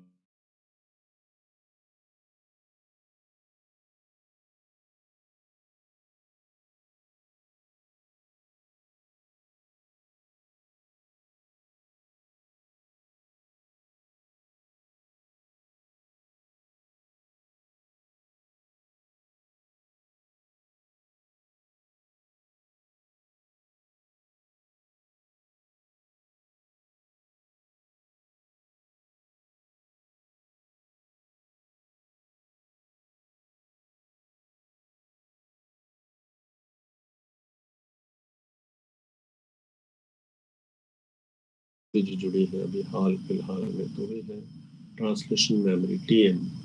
बड़े व्यापक पैमाने पर इसका प्रयोग हो रहा है, और टीएम यानी ट्रांसलेशन मेमोरी जो है वो एक खास तरह की जो एक सुविधा है उसको प्रदान करती है, क्योंकि विगत में बहुत बड़े पैमाने पर अनुवाद काफ़ी मात्रा में हुए हैं, बड़े पैमाने पर अनुवाद हुए हैं। अब उनको एक तरह से भंडारित करके, संग्रहित करके एक मेमोरी के रूप में उनको उपलब्ध करा करके जो अनुवादक है वो अपने पाठ को टूल्स के माध्यम से जो है जिस नियर परफेक्ट जो उसके लिए वाक्य है उनकी निर्माण की संरचना मिल जाती है, जिसके माध्यम से जो अनुवादक है उसका न केवल समय बचता है, अपितु जो पर्याय ढूंढने में बहुत मेहनत या बहुत समय लगाना होता है, डिक्शनरी शब्दकोश को देख करके, तो भले ही ऑनलाइन हो या ऑफलाइन, तो वो पूरा समय बच जाता है। और जो पूर्व में किया हुआ कार्य है, तो किसी ने भी किया हुआ कार्य हो, अगर वो ट्रांसलेशन में संग्रहित है तो उसका जो प्रयोग है वो हो रहा है। तो इसमें बहुत सारे टूल्स जो है वो आजकल प्रयोग में है, ट्रेडोस स्टूडियो, स्मार्ट कैट इत्यादि। तो इस तरह कंठस्थ के भी कुछ इसी प्रकार के शायद अनुप्रयोग संभव होंगे जब ये पूरी तरह से प्रयोग के लिए तैयार हो जाएगा। इसके अतिरिक्त ट्रांसलेशन मैनेजमेंट सिस्टम जो एक बड़ी अच्छी एक सुविधा प्राप्त हुई है, अनुवाद प्रबंधन प्रणाली। तो अनुवाद की जो अलग अलग बहुत सारी जो परियोजनाएं हैं, परियोजनाओं से मतलब यहाँ ये है कि अलग-अलग तरह के अनुवाद, अलग-अलग लोग, बहुत सारे, कई बार अनुवादक अकेले भी करते हैं, कई बार समूह में अनुवाद करते हैं। तो बहुत सारे जो अनुवाद की जो परियोजना है वे चल रही हैं। तो उनके बीच में एक तरह से समन्वय स्थापित करने के लिए और इसके साथ-साथ जो ग्लॉसरीज हैं, शब्दावलियाँ हैं, उनकी एक तरह से तत्काल उपलब्धता या जो उसको सहज रूप में किस तरह की शब्दावली का प्रयोग किया जाए, उसकी एक तरह से जो है फ़िल्टर्ड जो रूप है वो हमें उपलब्ध हो जाते हैं। तो ट्रांसलेशन मैनेजमेंट सिस्टम टीएम जो प्लेटफ़ॉर्म्स हैं, टीएमएस, ये काफ़ी महत्वपूर्ण और बड़े सहायक सिद्ध हुए हैं। तो कुछ जो मुख्य सॉफ्टवेयर प्रणालियाँ हैं, जो पाठ और स्पीच और टेक्स्ट को जो ऑटोमेटेड करने के लिए और उसको एक तरह से समझने के लिए काफ़ी महत्वपूर्ण है। तो इनमें डीप एल ट्रांसलेट और गूगल ट्रांसलेट दोनों तो है ही, लेकिन आजकल एक नया जो प्लेटफॉर्म है वो है LLM, लार्ज लैंग्वेज मॉडल। इसकी विशेषता एक ये है कि ये टेक्स्ट, टोन और कल्चर नुआंसेस जो हम अब तक ये कहते हुए आए हैं कि मशीन जो है वो पाठ की जो टोन है, जो उसका तान और अनुतान है, कहाँ क्या कहा, किस लहजे में कहा, किस टोन में कहा, और उसके पीछे जो पाठ की जो सांस्कृतिक पृष्ठभूमि क्या है, उसको मशीन नहीं समझती। इस बात का समाधान इसमें LLM के माध्यम से करने की कोशिश की है। तो इसी तरह से ये भी कोशिश की गई है, जो जब हम ट्रांसलेशन मैनेजमेंट सिस्टम्स की बात करते हैं, तो उसमें लोकलाइजेशन का एक बड़ा आज प्रश्न हो रहा है कि ट्रांसलेशन कैसा होना चाहिए, लोकलाइज्ड। ये बहुत महत्वपूर्ण है। ये न केवल जो प्रशासनिक अनुवाद की दृष्टि से अपेक्षित है या जो दूसरे विषय हैं, व्यापार वाणिज्य है, खेल है या जो मीडिया है, संचार माध्यम है, उनके लिए ये बड़ा महत्वपूर्ण है, बल्कि जो हिंदी भाषा जो आज वैश्विक भाषा के रूप में स्थापित हो रही है, तो हिंदी जो है एक वैश्विक व्यापार या जो व्यापारिक प्लेटफॉर्म है उसकी भाषा के रूप में भी सामने आ रही है। तो आज जो स्थानीय यानी जो स्थानीयता है भाषा की, लोकलाइजेशन है, ये बड़ा महत्वपूर्ण पक्ष भाषा का उभर करके सामने आया है, क्योंकि भाषा को केवल व्याकरणिक दृष्टि से शुद्ध होना ही अपेक्षित नहीं है।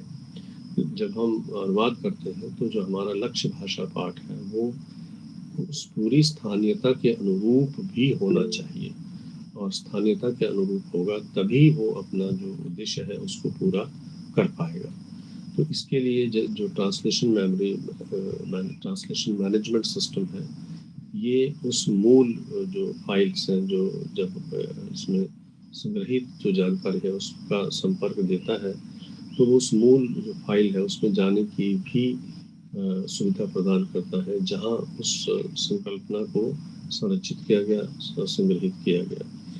और फिर इसी बीच कई जो सुविधाएं हैं, जिनमें ये खास तौर पे जो लिंग्विस्ट्स हैं, जो भाषाविद हैं, जो संभवतः किसी न किसी क्षण उस मैनेजमेंट सिस्टम से जुड़े हुए होंगे, तो उन तक जो है एक तरह का ये सीधा संपर्क स्थापित करती है। तो अनुवादक चाहे तो अपनी क्वेरी, अपना प्रश्न जो है वो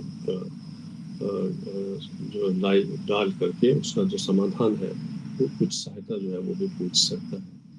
इसी तरह बहुत सारे टूल्स हैं जो पोस्ट एडिटिंग इत्यादि के लिए इस्तेमाल हो रहे हैं, और ख़ास तौर पे जो मल्टीलिंगुअल कंटेंट्स और मार्केटिंग कॉपी, ये दो चीज़ें बड़ी महत्वपूर्ण हैं। ख़ास तौर पे जो व्यापार वाणिज्य का साहित्य है, उसमें चूँकि जो व्यापारिक गतिविधियाँ हैं, वो जो उत्पादन है, प्रोडक्ट्स हैं, वो केवल एक भाषाभाषी के खपत के लिए नहीं बनाए जाते, वो बहुत सारे देशों के जो उपभोक्ता हैं, प्रयोक्ता हैं, उनके लिए बनाए जाते हैं।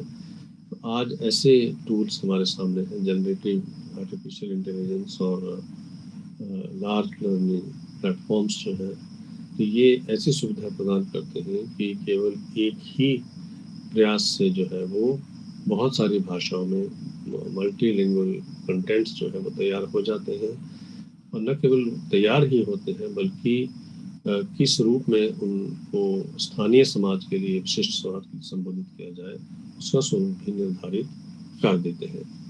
इस तरह से अगर हम एक पूरी पृष्ठभूमि और जो वर्तमान स्वरूप है मशीन के अनुप्रयोग का, टेक्नोलॉजी का, प्रौद्योगिकी का, तो एक बड़ा ही व्यापक तो है ही, लेकिन इसके साथ साथ बहुत प्रयोग सहज भी होता आ रहा है, और साथ ही साथ में इसकी सुलभता बहुत आसान हो गई है। ये सारे जो टूल्स हैं वो लगभग उपलब्ध है, और इनका प्रयोग जो है हमारे अनुवादक और ऐसे व्यक्ति जो भाषा में संवाद का संचरण करने की प्रक्रिया में जुड़े हैं, शोधार्थी हैं, वो कर रहे हैं। उमेश जी, मुझे कब समाप्त करना है, थोड़ा बता दीजिएगा।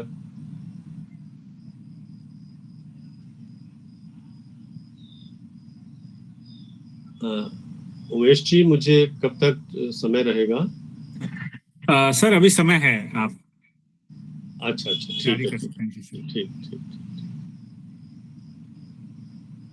तो ये सारी जो एक प्रक्रिया है, इससे जब हम थोड़ा सा परिचित होने का प्रयास करते हैं, तो ऐसा लगता है कि आज बहुत कुछ हम सब जानते हैं कि आज एक कमांड देने पर जो है वो किसी एक पाठ के बहुत सारी भाषाओं में तुरंत जो है उसके विशिष्ट पाठ उपलब्ध हो जाते हैं, और वो पाठ केवल एक ही शैली के नहीं होते। अगर हम केवल सूचना देना चाहते हैं तो उसका स्वरूप अलग होता है। अगर उसके माध्यम से हम व्यापार और वाणिज्य की सूचना देना चाहते हैं तो उसका स्वरूप, उसकी सूचना की शैली जो है वो भिन्न हो जाती है। तो ये जो एक जिसको हम कहते हैं बहुत एक बड़ा रिवोल्यूशन हुआ है, एक बहुत बड़ा उद्यम जो है वो सफल हुआ है, इसके माध्यम से जो अनुवाद की गतिविधि है वो बहुत आयामी और साथ ही साथ जो है बड़ी सार्थक और प्रासंगिक हो गई है। तो अनुवाद के संदर्भ में जब हम भाषा प्रौद्योगिकी की बात करते हैं तो अनुवाद तो होता ही है, लेकिन अनुवाद को सहज और साथ में प्रयोग सुलभ और त्वरित कैसे बनाया जाए, इसमें जो हमारी प्रौद्योगिकियाँ हैं ये काफ़ी मदद कर रही हैं। आजकल ऐसा समय है जब न केवल समाज के पास ही बहुत समय है, उद्योग के पास तो बिल्कुल भी समय नहीं होता। इंडस्ट्री जो है वो चाहती है कि तुरंत जो है उसके लिए जो सूचना सामग्री है उसके लोकलाइज्ड स्थानीय परक जो वर्जन है वो तैयार किए जाए। तो आजकल रियल टाइम ट्रांसलेशन जो है उसका बड़ा प्रचलन या उसकी बड़ी अपेक्षा है। हमारे अनुवादक सब जानते हैं कि रियल टाइम जो अनुवाद है वो कैसे करना है। आपको फॉर्मेट्स हैं, आपको जो है उसको column by column, word by word कैसे करना है, और साथ में जो है वो अनुवाद जो है वो एडिट भी होता है और पोस्टिंग उसकी हो जाती है। तो मतलब अनुवाद जो है उसमें आपको बहुत समय नहीं है कि आप बहुत समय तक सोचें विचारें। तो जो ट्रांसलेशन टूल्स हैं, जो ट्रांसलेशन को फैसिलिटेट करने वाले टूल्स हैं, ट्रांसलेशन असिस्टिंग टूल्स जो है उनका प्रयोग अनुवाद के लिए बड़े पैमाने पर हो रहा है। इसलिए प्रौद्योगिकी निश्चित रूप से अनुवाद में एक व्यापक बड़ी महत्वपूर्ण भूमिका निभा रही है। वैसे मैं यहाँ स्पष्ट कर दूँ, भाषा की चर्चा कर रहे हैं तो केवल जो सूचनात्मक सामग्री का ही अनुवाद नहीं होता, साहित्यिक सामग्री का भी अनुवाद होता है, मौखिक सामग्री का भी अनुवाद होता है। तो उसके लिए निश्चित रूप से उसी तरह का जो पर्यावरण प्रयास एक जो व्यवस्था है वो रहती है। तो हम मुख्य जो फोकस है, अगर प्रौद्योगिकी की चर्चा करें तो बेशक इसमें जैसा हमने अभी बात की थी कि टेक्स्ट, टोन और कल्चर नुआंसेस को भी हम कोशिश कर रहे हैं। इस तरह की जो समस्या है उसको उस पर ध्यान दे करके उसका समाधान निकालने पर भी बात हो रही है। लेकिन प्रमुखता से जो चर्चा का केंद्र बिंदु है वो सूचनात्मक साहित्य है, इंफॉर्मेशनल लिटरेचर है। एक जो बड़ा प्रमुख अनुप्रयोग भाषा प्रौद्योगिकी का हमारे सामने आ रहा है, जिसमें जो भारत की जो 22 भारतीय भाषाएं हैं उनमें एक साथ अनुवाद करने का जो एक प्रयास का जो उद्यम है उसको एक तरह से किसी हद तक सफल बनाया गया है। वह है भाषणी प्लेटफॉर्म। भाषणी प्लेटफॉर्म जो है एक जो डिजिटल पब्लिक कमोडिटी है, जो एक टेक्स्ट है, उसको भारतीय भाषाओं में जो है वो एक साथ जो है प्रस्तुत करने की कोशिश की गई है। और ये जो एफर्ट है राष्ट्रीय भाषा अनुवाद संस्थान का, ये एक बहुत बड़े व्यापक पैमाने पर आजकल इस पर काम हो रहा है, लगातार सुधार हो रहा है। इसी प्रकार स्पीच टू टेक्स्ट जो है वो हम काफ़ी देर से देख रहे हैं कि जो कुछ आप बोलते हैं, आप अपने मोबाइल फ़ोन पर जो कुछ बोलते हैं उसका पाठ या रूप आपके सामने आ जाता है। तो और अच्छी तरह टेक्स्ट टू स्पीच यानी जो पाठ से जो एक वाक्य है, पाठ से वाक्य में परिवर्तन जो है, लिखित सामग्री को एक तरह से प्राकृतिक आवाज़ में जो हम पढ़ते हुए सुनते हैं। और इसके लिए जो डिजिटल एक्सेसिबिलिटी और ऑडियो बुक्स जब हम बात करते हैं, आज के बड़े पैमाने पर ऑडियो बुक्स या उसका प्रयोग हो रहा है, तो ये भी जो भाषा प्रौद्योगिकी का एक रूप हमारे सामने है। एक खास तौर पे जो आर्टिफिशियल इंटेलिजेंस और एक ट्रांसफॉर्मर जो संकल्पना, बड़े भाषा model, large language model LLM कि जैसा हमने अभी बात की थी, एक तो उसका जो पक्ष था वो था टेक्स्ट टोन और कल्चर नुआंसेस यानी पाठ, भाषा का तान अनुतान, और साथ में जो उसकी सांस्कृतिक पक्ष है, उनके साथ साथ जो इसमें एक खास तौर पे अनुवाद में जो थोड़ी सी पहले समस्या थी कि वो जो सांस्कृतिक पहलू थे उनको कभी कभी नज़रअंदाज कर देता था। तो अब जो है उसको सटीकता की दृष्टि से, उसकी एक्यूरेसी है, उसके परफेक्शन की दृष्टि से उसमें काफ़ी सुधार हुआ है।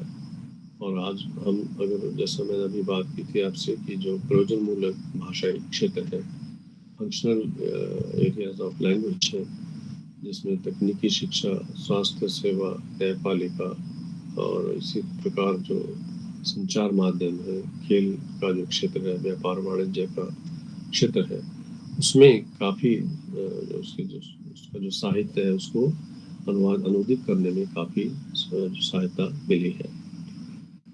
मैं ख़ास तौर पे भाषिणी, अभी हम अनुवादिनी का भी जिक्र करेंगे।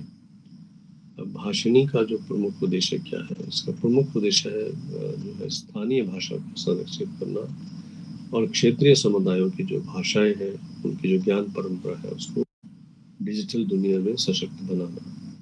और शायद आप लोगों ने अगर अनुवाद के कुछ सिद्धांतों का कभी जिक्र सुना हो, तो एक परिकल्पना है वाल्टर बेंजामिन की। वो ये कहते हैं कि अनुवाद जो है, जब अनुवाद किया जाता है किसी कृति का, तो जो मूल भाषा का बंधन होता है पाठ पर, अनुवाद उससे उसको मुक्त करा देता है।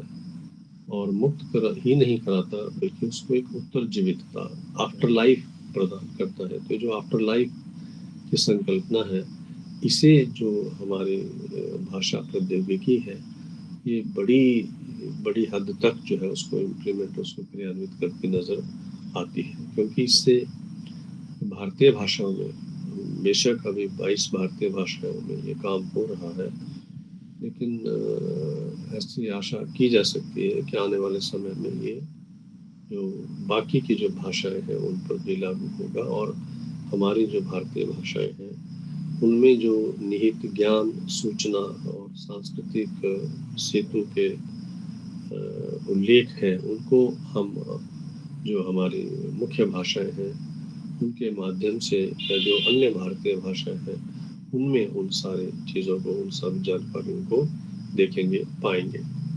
तो मैंने इसीलिए इस PPT में भी इसको हाईलाइट किया कि जो खास तौर पे जो भाषा प्रौद्योगिकी का एक बड़ा पक्ष है, सूचनात्मक साहित्य का अनुवाद करना एक पक्ष अवश्य है, जो व्यापारिक महत्व का है, जो औद्योगिक महत्व का है, जो एक बड़े उद्देश्य की पूर्ति तो करता है।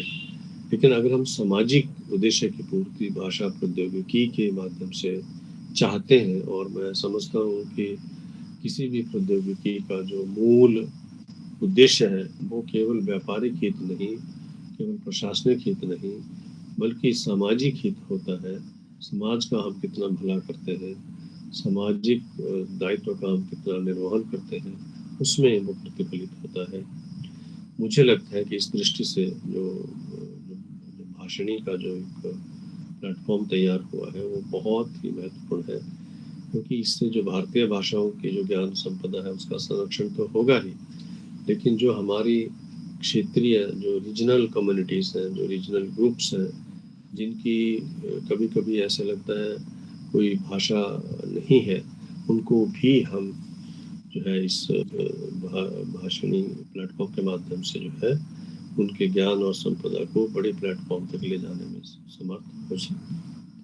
और इससे क्या होगा कि जो डिजिटल वर्ल्ड है उसमें उनको भी जो है पहचान मिलेगी, और कौन जाने कि किस समुदाय की, किस क्षेत्र की भाषा की कितनी विशिष्टताएं जब वो विश्व परिदृश्य पटल पर रखी जाएंगी तो कौन कितनी विशिष्ट मान ली जाए, इसके बारे में कोई प्राक कल्पना या कोई पूर्वानुमान लगाना असंभव है। लेकिन निश्चित रूप से उसको एक बड़ी पहचान मिलने का कार्य या उसको उत्तरजीवित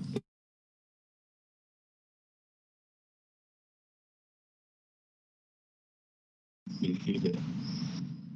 भाषा प्रौद्योगिकी और अनुवाद का जो अंतर संबंध है, मुझे लगता है कि इस पे तो जितनी चर्चा की जाए वो कम ही है, लेकिन ये बिल्कुल स्पष्ट है कि अनुवाद की जो गतिविधि है अगर भाषा प्रौद्योगिकी के संदर्भ में की जाती है तो निश्चित रूप से अनुवाद की गति, त्वरितता, तीव्रता, सटीकता, परिशुद्धता और व्यापकता को पुष्टि मिलती है। तो अब इसमें एक प्रश्न जो नेचुरल लैंग्वेज प्रोसेसिंग का है, और क्या जो आर्टिफिशियल इंटेलिजेंस है और क्या जो मशीन ट्रांसलेशन है, ये बेशक त्वरित और सटीक तो बना सकते हैं, लेकिन क्या वो समाज और संस्कृति स्वीकार्य सापेक्ष होगा? तो इसके लिए जो लार्ज लैंग्वेज मॉडल्स हैं, जो बड़े भाषा मॉडल हैं या आर्टिफिशियल इंटेलिजेंस है, या ख़ास तौर पर जो जो एक कॉर्पस बिल्डिंग की बात हो रही है, जो सूचना है, अनुवादों की जो जानकारी है उसको संग्रहित करके उसको पुनः उपलब्ध कराने का जो एक प्रयास हुआ है, मुझे लगता है कि शायद ये निश्चित रूप से इस जो जटिलता है उसको थोड़ा सा सहज बनाने की कोशिश करेंगे। और मुझे लगता है कि विकिपीडिया जो है सूचना के भंडारण, सूचना का जो रिट्रीवल है उसको हम तत्काल कैसे अपने प्रयोग के लिए ला सकते हैं, एक अच्छा उदाहरण है। तो भाषा प्रौद्योगिकी और अनुवाद के जो अंतर संबंध के प्रश्न हैं उनके कुछ बिंदु हैं, तो इन पे अगर समय होगा थोड़ी सी हम चर्चा कर सकते हैं। आजकल जैसा भी मैं बात कर रहा था आपसे कि अधिकतर जो एक खास तौर पे जो उद्योग जगत के अनुवाद की अपेक्षा है वो रियल टाइम ट्रांसलेशन की अपेक्षा है। तो इसको जो है खास तौर पे जो डीप लर्निंग और न्यूरल मशीन ट्रांसलेशन है, इसको एनएमटी, इसको खास तौर पे इन दोनों ने जो है वो काफ़ी पुष्ट किया है। अनुवाद सहायता के जो बहुत सारे उपकरण हमारे सामने हैं, खास तौर पे जैसे हमने बात की ट्रांसलेशन मेमोरी की, शब्दावली की, और जो एक ग्लॉसरी बैंक्स जो है वो बड़ी मात्रा में हमारे सामने उपलब्ध है। तो अनुवादकों को जो न केवल इससे अपनी सामग्री के लिए जो समरूप पाठ है वही तत्काल उपलब्ध हो जाता है, बल्कि इन अनुवादकों को जो है अपने अनुवाद की सटीकता को बढ़ाने में भी मदद मिलती है। समय और लागत में तो निश्चित रूप से कमी आती है, और समय और लागत में कमी होगी तो निश्चित रूप से जो सूचना का संचरण है वो अधिक त्वरित होगा, और विभिन्न भाषाओं के बीच में जो एक भाषणी जैसी पहल है, ये एक जो हमारी भारतीय संस्कृति है उसको भी संरक्षित करने का एक उपाय है, एक अच्छा प्रयास है। तो साहित्य की उत्तरजीवितता का जो प्रश्न है, आफ्टर लाइफ, खास तौर पे साहित्यिक कृतियों के ऊपर संकट एक था। मुझे लगता है कि इस भाषा प्रौद्योगिकी के अनुप्रयोग से उस पर काफ़ी जो सीमा तक जो है वो हम नियंत्रण कर पाएंगे। अनुवादिनी एक दूसरा एक प्रयास है जो मुझे लगता है कि अपने आप में बहुत महत्वपूर्ण है। इंजीनियरिंग, मेडिकल और लॉ की जो पाठ्य पुस्तकें हैं, इन भाषाओं में जो एक आर्टिफिशियल इंटेलिजेंस द्वारा संचालित टूल है, वो इनके अनुवाद को बहुत ही सटीक बनाता है। तो जैसे हम सूचनात्मक साहित्य की बात कर रहे थे, या अभी जब हम भाषणी की बात करते हैं, तो भाषणी जो है वो भारतीय भाषाओं के बीच में संपूर्ण साहित्य के अनुवाद की बात करता है, जिसमें भावात्मक साहित्य भी होगा, जिसमें संवेदनात्मक साहित्य भी होगा, जिसमें सूचनात्मक साहित्य भी होगा, और जिसमें जो एक इंडिजीनियस, जो हमारा पारंपरिक और देशज ज्ञान है, उसके भी ग्रंथ हो सकते हैं। उन सभी का अनुवाद जो है उसके माध्यम से किया जा रहा है। लेकिन इंजीनियरिंग, मेडिकल और लॉ की जो टेक्स्ट बुक्स है, उनकी भी ये इच्छा है सरकार की कि जो इसको भारतीय भाषाओं के माध्यम से जो है उन सभी भाषाओं के प्रयोक्ताओं तक पहुंचाया जाए जो अंग्रेजी माध्यम या हिंदी माध्यम से इनका अध्ययन नहीं कर पाते। तो अनुवादिनी इस दृष्टि से बहुत महत्वपूर्ण एक पहल है।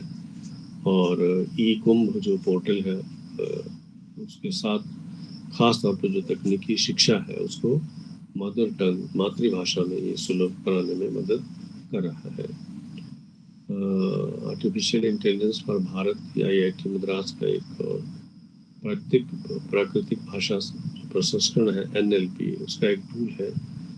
और ये भी स्पीच रिकॉग्निशन, यानी जिस तरह हम बात कर रहे थे स्पीच टू टेक्स्ट, तो उस पर ये काम करता है। और इसके माध्यम से जो ओपन सोर्स टूल टेक्नोलॉजी है, उसका विकास हो रहा है। इस तरह से काफ़ी सारे प्रयास हो रहे हैं। भाषा प्रौद्योगिकी और अनुवाद की जो विशिष्ट कंट्रीब्यूशन है, जिसको जो विशेष योगदान है, इस पर चर्चा होनी ही चाहिए। वो इससे 2-3 चीज़ें बड़ी महत्वपूर्ण हो रही हैं। एक तो ख़ास तौर पे जो गुड गवर्नेंस की बात सरकार करती है, हर जो एक सचेत शासन है, उसकी कोशिश होती है कि हम गुड गवर्नेंस करें, सुशासन करें। तो ये जो सुशासन में आप देखेंगे कि जो हमारे यहाँ भुगतान में जो एक रिवोल्यूशन या एक बड़ा एक बहुत ही व्यापक पैमाने पर परिवर्तन हुआ है, बिचौलियों को बीच में से हटा दिया। तो ये जो काम है, ये प्रौद्योगिकी कर रही है। और भाषा प्रौद्योगिकी की हम बात यहाँ क्यों कर रहे हैं? भाषा प्रौद्योगिकी न केवल भुगतान की जो सूचना है या भुगतान को सुगमित करेगी टेक्नोलॉजी, बल्कि जो उससे जुड़ी हुई पूरी जानकारी है, उसका भी जो ट्रांसमिशन है, संचरण है, वो किया जाना होता है। तो आजकल आप देखेंगे कि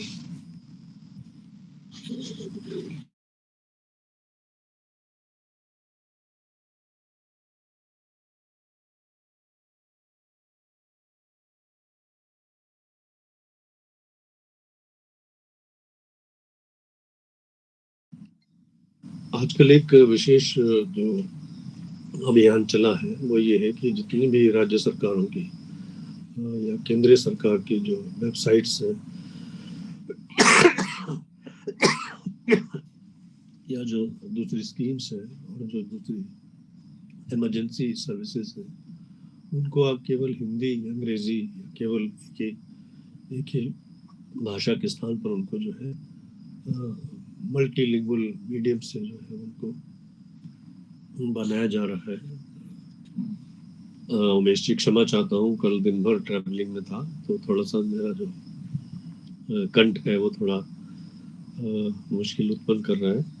बहरहाल, जो भाषा प्रौद्योगिकी है, इसका एक बड़ा जो एक व्यवहारिक प्रयोग देखा जा रहा है, वो देखा जा रहा है कि जो राज्य सरकारों के और केंद्र सरकार के वेबसाइट्स हैं, जो उनकी योजनाएं हैं या जो इमरजेंसी सर्विसेज हैं, उनको भी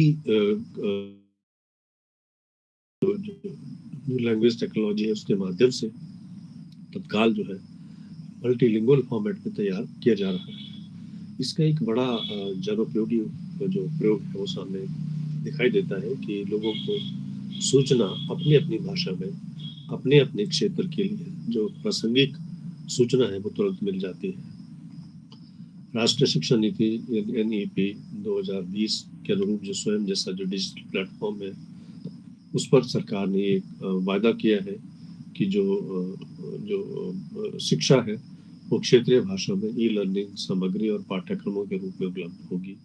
तो इस पर बड़ी तेजी से काम हो रहा है और बड़े व्यापक पैमाने पर जो पाठ्य पुस्तकें हैं उन पर आधारित ई-लर्निंग सामग्री जो है वो तैयार की जा रही है और अनेक पाठ्यक्रम जो है इस प्रक्रिया में जो है शिक्षण सामग्री तैयार करने की प्रक्रिया में रखे गए हैं।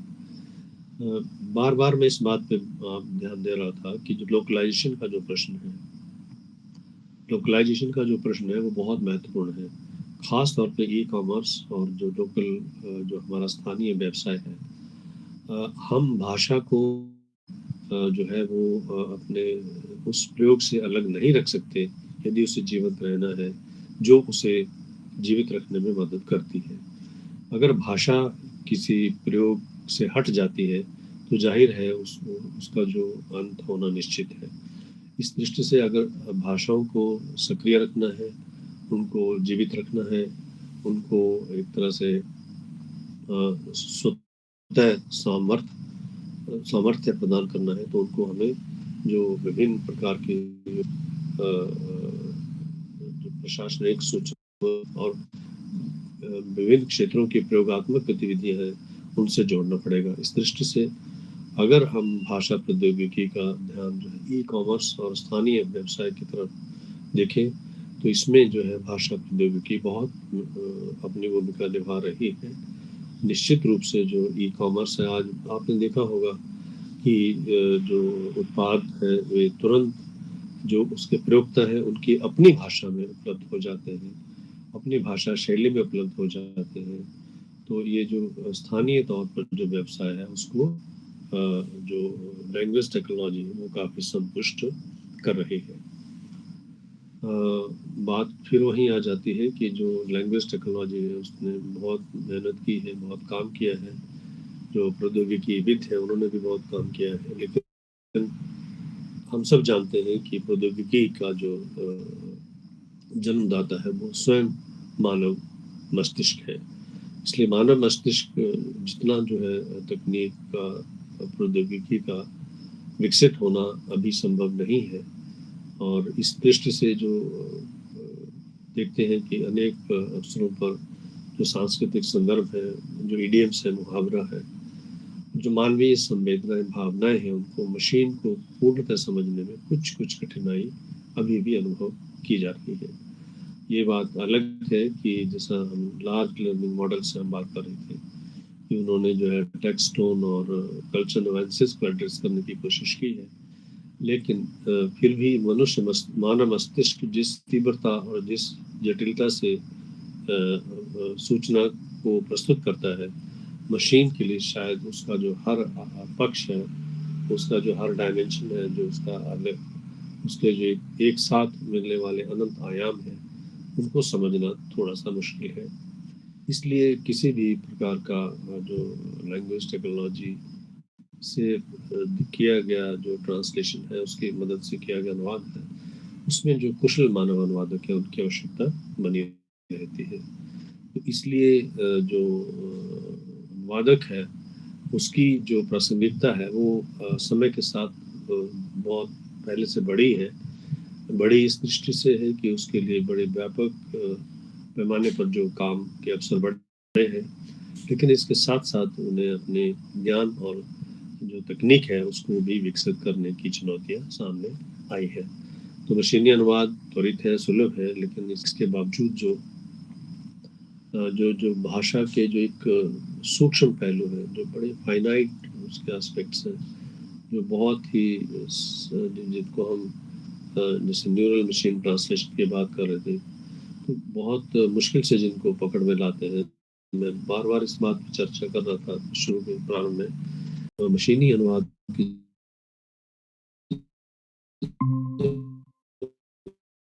एम्बिग्युइटी है। एक अलग अलग संदर्भों में एक शब्द के भिन्न अर्थ हो सकते हैं, लेकिन मशीन ये तय नहीं कर पाती कि किस संदर्भ में कौन सा जो अर्थ है उसका निर्णय किया जाए। तो क्योंकि हमारे पास जो भंडार है उसमें बहुत सारे शब्द हैं, बहुत सारे आर्टिफिशियल इंटेलिजेंस के माध्यम से उसमें बहुत सारे ऐसे सहयोग बनाए भी जा रहे हैं, लेकिन फिर भी थोड़ी बहुत जो उसमें एम्बिग्यूटी है, जो अस्पष्टता है, वो रह ही जाती है। और थोड़ा सा जो एस्पेक्ट है वो सिंटैक्स और ग्रामर में भी देखा जाता है। अंग्रेजी और हिंदी का जो भाषा क्रम है ये तो एक बड़ा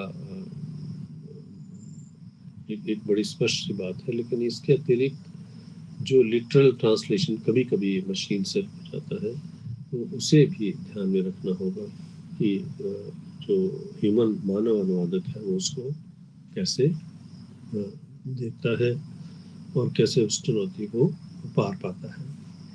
कुल मिलाकर के चुनौतियां भी बहुत हैं, लेकिन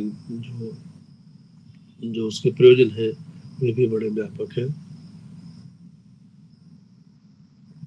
और मशीन जो है निश्चित रूप से जो भावनाएं हैं और सृजनात्मकता है, उसमें जिन दोनों चीज़ों का जो स्तर है वो उस स्तर का नहीं है जो कि मानवीय अनुवादक के पास होगा।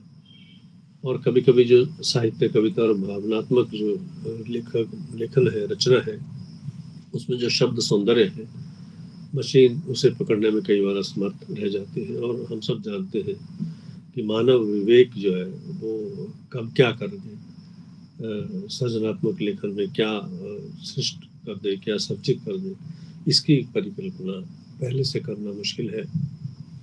और मशीन तो वही काम करेगी जो उसको हम जिस तरह की सूचना भंडारित करेंगे, जिस तरह की सूचना उपलब्ध होगी। बहुत सारे जो सूचना के संसाधन के टूल्स हैं वो निश्चित रूप से काम करते हैं, लेकिन मानव विवेक से जो संभव है अभी मशीन से उसकी उम्मीद करना थोड़ा सा उससे जाती है। तो ये सारी चीज़ें हैं, बहुत सारे पक्ष हैं भाषा प्रौद्योगिकी के, और अनुवाद और भाषा प्रौद्योगिकी का जो एक संबंध बहुत ही अंतरंग होने के साथ साथ अन्योन्याश्रित भी है, क्योंकि कुल मिलाकर के भाषा प्रौद्योगिकी एक तरह से अनुवाद को ही सुगमित करने का एक प्लेटफॉर्म है और बहुत सारे रूप हैं उसके। और मैं आशा करूंगा कि हमारे जो शिक्षार्थी हैं वो इस चर्चा को और आगे ले जाएं और कुछ और जो पक्ष हैं उन पर भी किसी और से सत्र में चर्चा करें। तो उमेश जी, अब थोड़ी सी विराम लेते हैं और फिर अगर आप चाहते हैं कि कुछ चर्चा। बिल्कुल सर। जी जी जी जी आदरणीय, सबसे पहले तो बहुत बहुत मैं आपका आभार व्यक्त करता हूँ कि सब तमाम व्यस्तताओं, जैसा कि आपने बताया व्याख्यान के दौरान कि अभी कल पूरे दिन आप यात्रा किए हैं और यात्रा करने के बाद कल पहुंचे हैं, और उसके बाद मेरे आग्रह को स्वीकार करते हुए आपने आज इस पटल को ज्ञानवर्धित किया और तमाम मतलब विषय के साथ न्याय करते हुए आपने तमाम बिंदुओं का जिक्र किया है, चाहे वह भाषा का क्षेत्र हो। भाषा आपने स्टार्टिंग में शुरुआत में ही कहा था कि अनुवाद वास्तव में एक संवाद है, और भाषा और इसके अनंत रूप पर आपने व्याख्या दिया। भाषा का जो वैज्ञानिक पक्ष है उसके बारे में रखे, भाषा कैसे परिवर्तित एवं बहुआयामी है। इस तरीके से अगर मैं बोलूंगा तो उसकी पुनरावृत्ति हो जाएगी, क्योंकि समय का हमारे पास अभाव है। तो इस तरीके से तमाम बिंदुओं पर, चाहे वो मशीन अनुवाद हो, मानवीय अनुवाद हो, प्रौद्योगिकी के पक्ष हो, हर विषयों पर आपने उसको छूते हुए उस पर मार्गदर्शन किया। एक बार पुनः मैं आपका आभार व्यक्त करता हूँ। अब मैं चलता हूँ, क्योंकि आज हमारे श्रोता काफी समृद्ध हैं और कई देशों से भी जुड़े हुए हैं। मैं आग्रह करूं उसके पहले, मैं देख रहा हूं कि हरिराम पंसारी साहब भाषाविद हैं, उन्होंने हाथ खड़ा किया है। हरिराम पंसारी साहब, स्वागत है, अपने प्रश्न को रखें। नमस्कार जी, आपने तो नख से सिख तक भाषा प्रौद्योगिकी और अनुवाद का पूरा वर्णन कर दिया है। मेरा कहना सिर्फ पूछना इतना ही है कि जैसे कि अगर हम एक भाषा से दूसरी भाषा में अनुवाद करते हैं तो हमें उसकी दो भाषाओं की डिक्शनरी और उनके शब्दकोश, वाक्यकोश, वाक्यांश कोश वगैरह बनाने पड़ते हैं, टीएम बनानी पड़ती है। तो ऐसे ही अगर हम बनाएं 22 भाषाओं के बीच में तो 484 प्रकार की हमें शब्दकोश, वाक्यकोश, वाक्यांश कोश की जरूरत पड़ेगी। तो जैसा कि कहा गया कि सब मानते हैं कि संस्कृत कंप्यूटर के लिए सबसे श्रेष्ठ भाषा है, वैज्ञानिक भाषा है। तो अगर हम इन भाषाओं से पहले संस्कृत में और संस्कृत से उन भाषाओं में अनुवाद करें तो हमें बहुत कम डाटाबेस में काम हो जाएगा। मास्टर डाटाबेस के रूप में अगर संस्कृत को रखें तो बहुत कम में हो जाएगा। तो इसके ऊपर ये कैसे किया जा सकता है, ये इस बारे में क्या हो रहा है संस्कृत के ऊपर, अगर कुछ बताएं तो बेहतर होगा। जी, वैसे तो आपने एक समाधान कर दिया प्रश्न के बीच में ही कि अगर संस्कृत जो है इसका एक माध्यम हो सकता है, और क्योंकि जो भारतीय भाषाएं हैं इनमें एक तो जो सहोदरता का गुण है वो बड़ा महत्वपूर्ण है, अनुवाद की दृष्टि से बड़ा उपयोगी रहता है।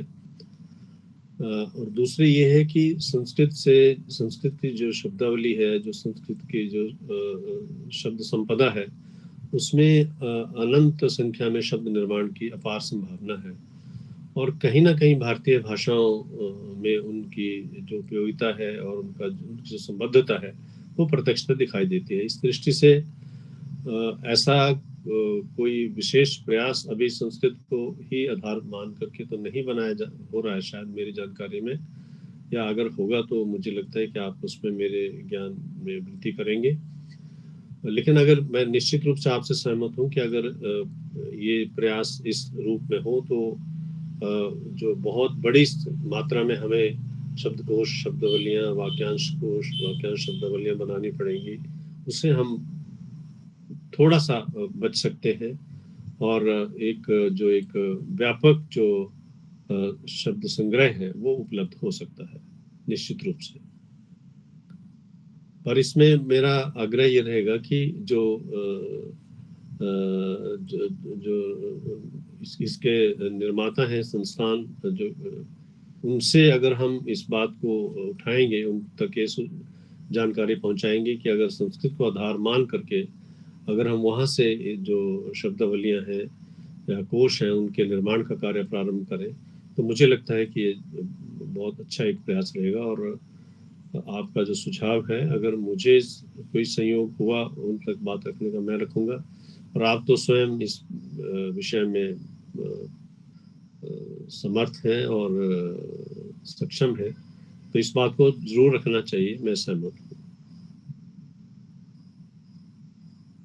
धन्यवाद। काम चल रहा है इस बारे में भी? जी जी जी जी, बहुत बहुत धन्यवाद आदरणीय पंसारी साहब, और मार्गदर्शन के लिए जगदीश सर। और कोई आभासी श्रोता अगर प्रश्न के माध्यम से हमारे मुख्य वक्ता महोदय से संवाद करना चाहे तो हार्दिक स्वागत है। आप हाथ खड़ा करें एक एक करके, मैं आप लोगों से आग्रह कर लूंगा और अपने प्रश्न को सीधे हमारे मुख्य वक्ता महोदय के समक्ष रख सकते हैं। संकोच न करें, यह पटल अभी आप लोगों के लिए है। अगर कोई शंका है आप जरूर पूछें सर से।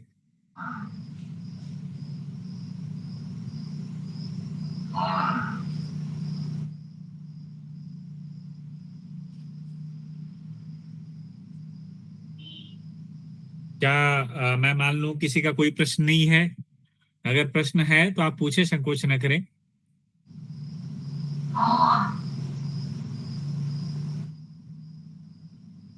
ठीक है, तो हम कार्यक्रम को अब आगे बढ़ाते हैं। और मैं उमेश जी एक बात करना चाहता हूँ। मैं सर के जो पोस्ट होते हैं हिंदी वाला जो एक हमारा प्लेटफॉर्म है, वो लगातार पढ़ता रहता हूँ, तो बहुत जो गंभीर जो विषय हैं उन पे भी आपके वक्तव्य बड़े व्यापक, सूचनात्मक और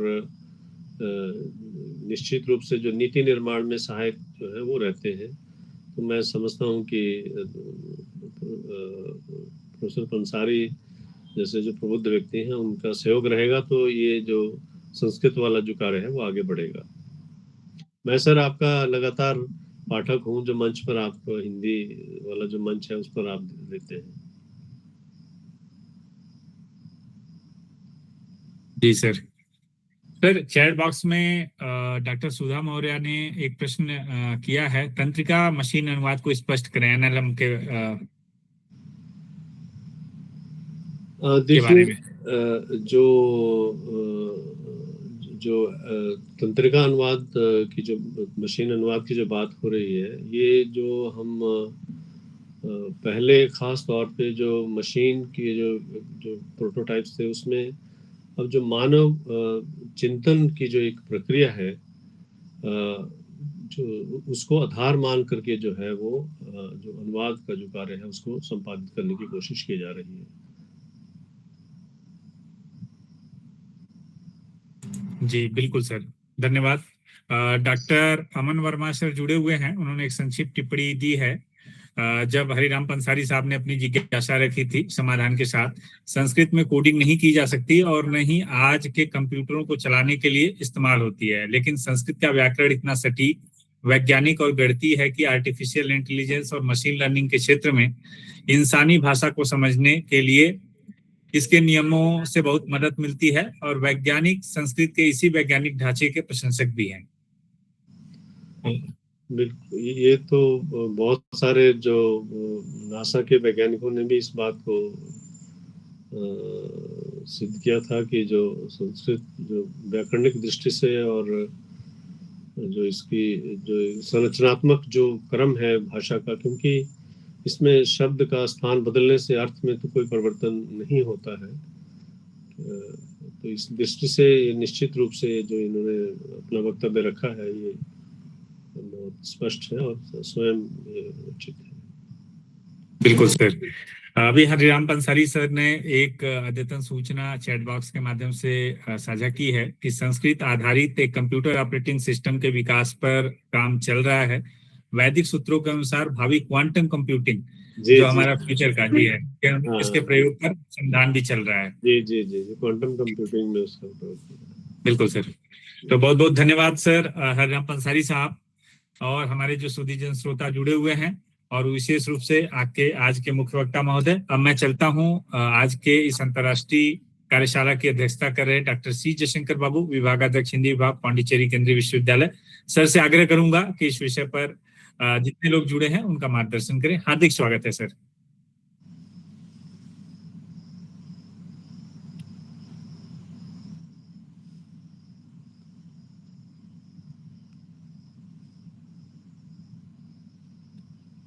तो सर आप सुन पा रहे हैं?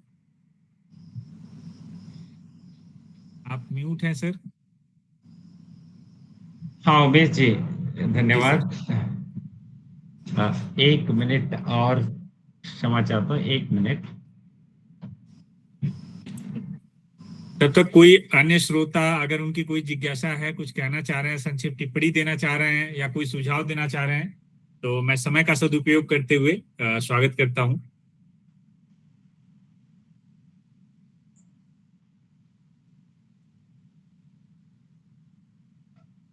कई विद्वान जुड़े हुए हैं जो अपने क्षेत्र के विशेषज्ञ हैं, कई शोधार्थी जुड़े हुए हैं जो भारत के भविष्य हैं और जो इस क्षेत्र में अपने शोध अनुसंधान के माध्यम से एक नई दिशा प्रदान कर सकते हैं।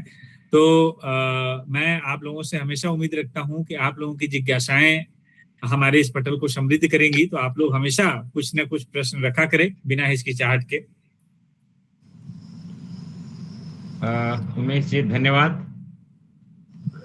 मैं सबसे पहले आचार्य जगदीश शर्मा जी के प्रति श्रद्धापूर्वक नतमस्तक हूँ। उन्होंने आज हमारे इस मंच पर अपना ज्ञानदान दिया है और जिस विषय का चयन उन्होंने किया है, तो उस विषय का विशेषकर आज 50वीं कार्यशाला है। तो इसमें उमेश जी आवाज आ रही है मेरी? जी स्पष्ट रूप से आ रही है। ठीक है। तो इसमें लगातार अभी तक जितने भी व्याख्यान हुए हैं, तो मुझे लग रहा है कि ये जगदीश शर्मा जी का ही एक ऐसा व्याख्यान रहा हमारे पास। उन्होंने जिस विषय को लिया उस विषय के तमाम आयामों को स्पर्श किया है। कोई आयाम सर ने नहीं छोड़ा है। लगभग सभी आयामों को स्पर्श करते हुए काफी विस्तार से उन्होंने अपना विचार प्रकट किया है। तो जैसे वे तो अनुवाद के विशेषज्ञ हैं, तो अनुवाद और भाषा प्रौद्योगिकी के अंतर संबंध को लेकर बात शुरू करते हुए तो कहना ऐसा चाहिए कि यहाँ पे बिल्कुल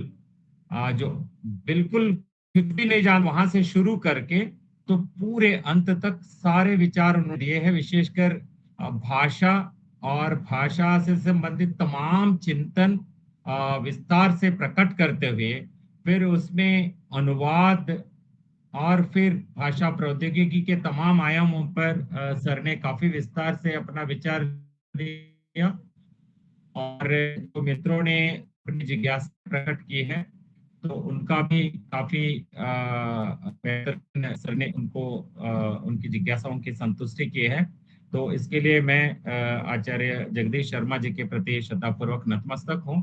जो विषय उन्होंने लिया है काफी व्यापक विषय है, क्योंकि अनुवाद विषय ही इतना बड़ा विषय है, फिर अनुवाद के साथ आज जो मशीनी अनुवाद जुड़ चुका है, और जब हम भाषा प्रौद्योगिकी कर रहे हैं तो सर ने बीच में एक और विषय भी ले लिया, क्योंकि उनकी उस दौर में जब हम प्रौद्योगिकी कह रहे हैं, भाषा का उस आयाम जब हम जिसको पहले जो उपकरण संचार हमारे पास थे उसमें श्रव्य उपकरण, उसके बाद दृश्य श्रव्य उपकरण, तो जब रेडियो को लेकर भी रेडियो के संदर्भ में विशेषकर मैं 1950, 60, 70 में जो कई पत्रिकाओं में भी ये संदर्भ आता था कि उस समय रेडियो का काफी विकास हो रहा था, और रेडियो ही एकमात्र टेलीविजन आने से पहले रेडियो पर काफी निर्भरता थी और काफी सुनते थे लोग, क्योंकि अखबार जो है संचार की दृष्टि से जब हम देखते हैं तो अखबार सुबह सुबह आ जाए और उसको पढ़ लेते, खत्म। उसके बाद के समाचार जो भी चाहिए रेडियो पर निर्भर होते थे, न केवल उससे, और जैसे उसमें कई दृष्टियों से जैसे ये जो फोन बजाते कॉल करते हैं तो इसको बंद करना है, क्षमा चाहता हूं मैं।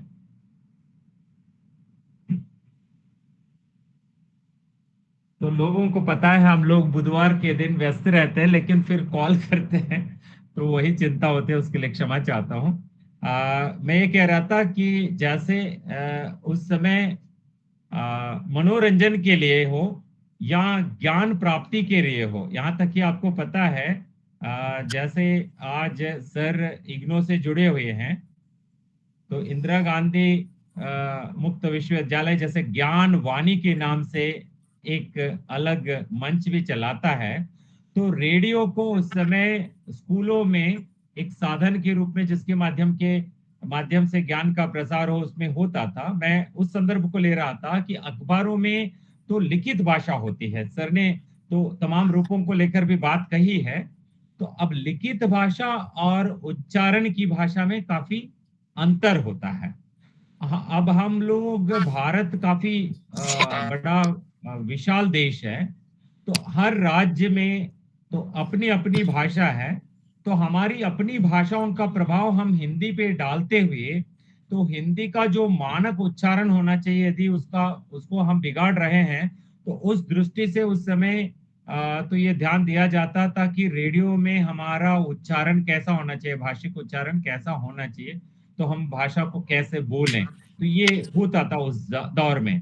तो अब हम उसके बाद दृश्य श्रव्य आया। दृश्य श्रव्य में एक अनुकूलता ये थी कि वहां पे उच्चारण में कुछ गलती भी हो रही है तो वहां बॉडी लैंग्वेज भी कुछ कहा जाता था। लेकिन उसके बाद जब टेक्नोलॉजी की बात आई, टेक्नोलॉजी में सर ने तो विस्तार से, मतलब इतना कि आपको वहां से एनएलपी से लेकर एलएलएम तक की बातें ले आए हैं। विशेषकर आज एलएलएम का हर कोई प्रयोग कर रहे हैं, कृत्रिम बुद्धिमत्ता का। तो आज ये भी सोचा जा रहा है, तो मानव के पास जो भाषा की क्षमता है और भाषा से संबंधित तमाम आयामों में मनुष्य की जो क्षमता है, विशेषकर हम लोग जब एक भाषा से दूसरी भाषा में तर्जुमा हो, भाषांतरण हो, अनुवाद हो कर रहे हैं, ये क्षमता जब मशीन में आ गई, मशीनी अनुवाद के तमाम परिप्रेक्ष्य में, मतलब उसके तमाम आयाम पे बोलते हुए सर ने तो काफी विस्तार से उस पर विचार दिया है।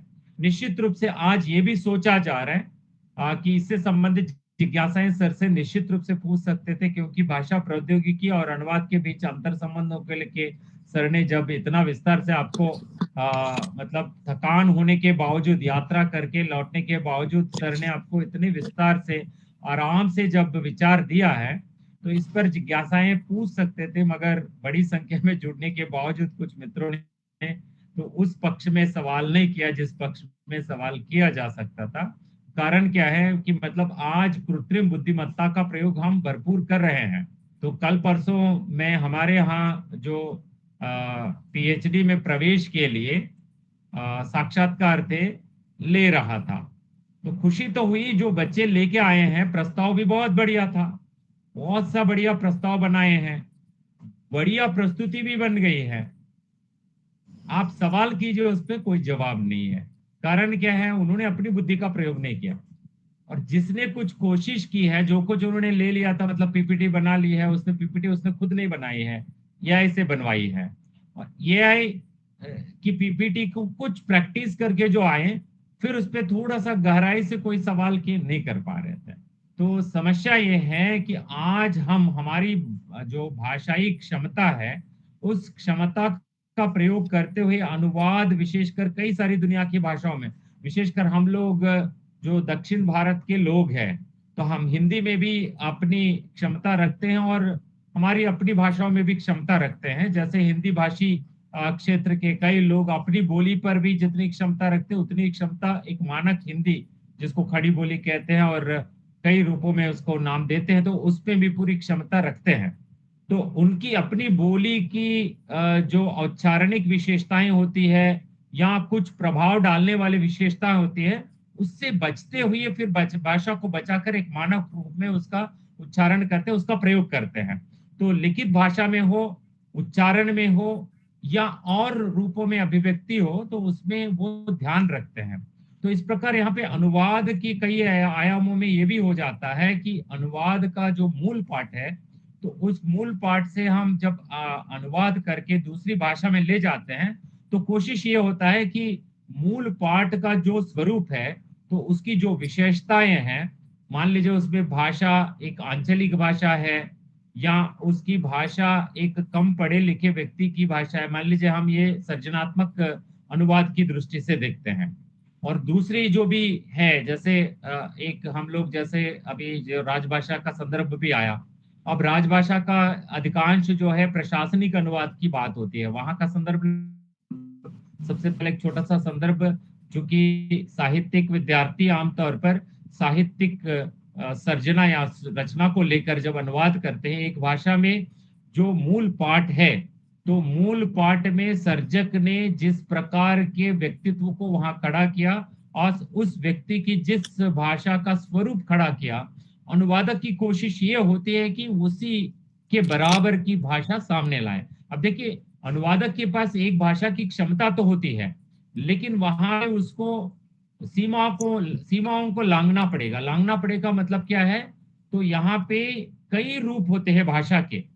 तो जैसे कालिदास की रचनाएं, विशेषकर आप कालिदास के नाटकों को पढ़ेंगे, कालिदास हमारे आचार्य जगदीश शर्मा जी संस्कृत के ही विद्वान हैं, तो कालिदास के नाटकों में कालिदास ने अपने जो पात्र हैं, उन पात्रों के संवादों के बीच की जो भाषा है, तो उसमें अंतर पैदा करने के लिए कहीं उन्होंने प्राकृत और अपभ्रंश का भी प्रयोग किया है।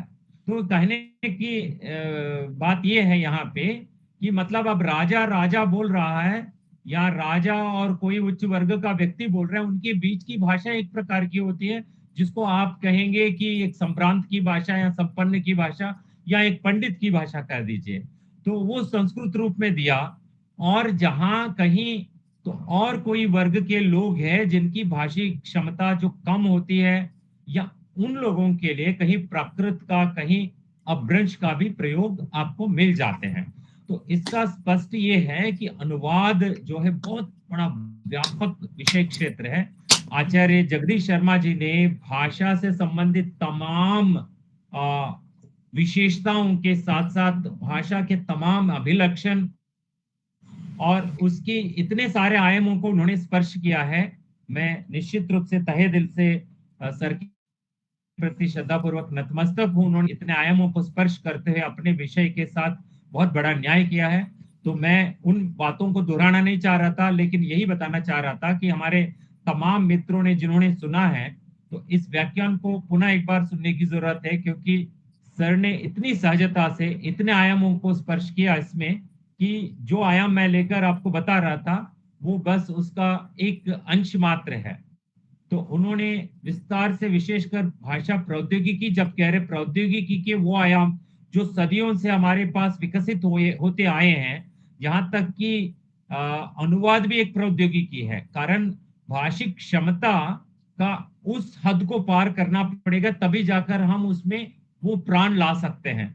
तो इसमें सर ने कई सारे विद्वानों के विचार भी लिए हैं, और विशेषकर भाषा वैज्ञानिकों के विचार भी लिए हैं, और विशेषकर हम तो एक देह को और दूसरे देह को यदि उसी जैसे हमने पैदा किया, लेकिन उसमें प्राण प्रतिष्ठा करना जो है अनुवाद है। तो जब तक हम उसमें प्राण प्रतिष्ठा नहीं करते तो वो शव ही है। तो मतलब आपने एक रूप देखा है भाषा का। मैं तेलुगु में बोल रहा हूं, मान लीजिए, उस तेलुगु से आपने हिंदी में अनुवाद किया, जब तक वो जीवंतता, तेलुगु में जो जीवंतता है वो जीवंतता हिंदी में नहीं आती, तो उसको शिव भी शव है जैसे कहते हैं, तो वैसी स्थिति है भाषा में। तो इसलिए अनुवाद एक बहुत ही एक प्रबल क्षमता वाली एक प्रौद्योगिकी है, एक कौशल है जो मानव में है, मानव के मेधा में वो है। अब जब कृत्रिम मेधा का विकास हुआ, उससे हम काम करवा रहे हैं, उसे हम एक सहायक के रूप में तो इस्तेमाल कर सकते हैं। जैसे सर ने कहा, सर ने बहुत बढ़िया बात कहा, हमारे पास जब व्यापक कार्य है तो हम काम जरूर किसी और को कुछ दे देते हैं, और काम उनको देने के बाद उन्होंने सही किया नहीं किया, अंततः हम उसको देखते हैं, उनका पुनरीक्षण करते हैं और अंततः उसको अंतिम रूप देते हैं। तो अनुवाद की क्षमता हमारे पास है, मशीनी अनुवाद हमने करवा लिया,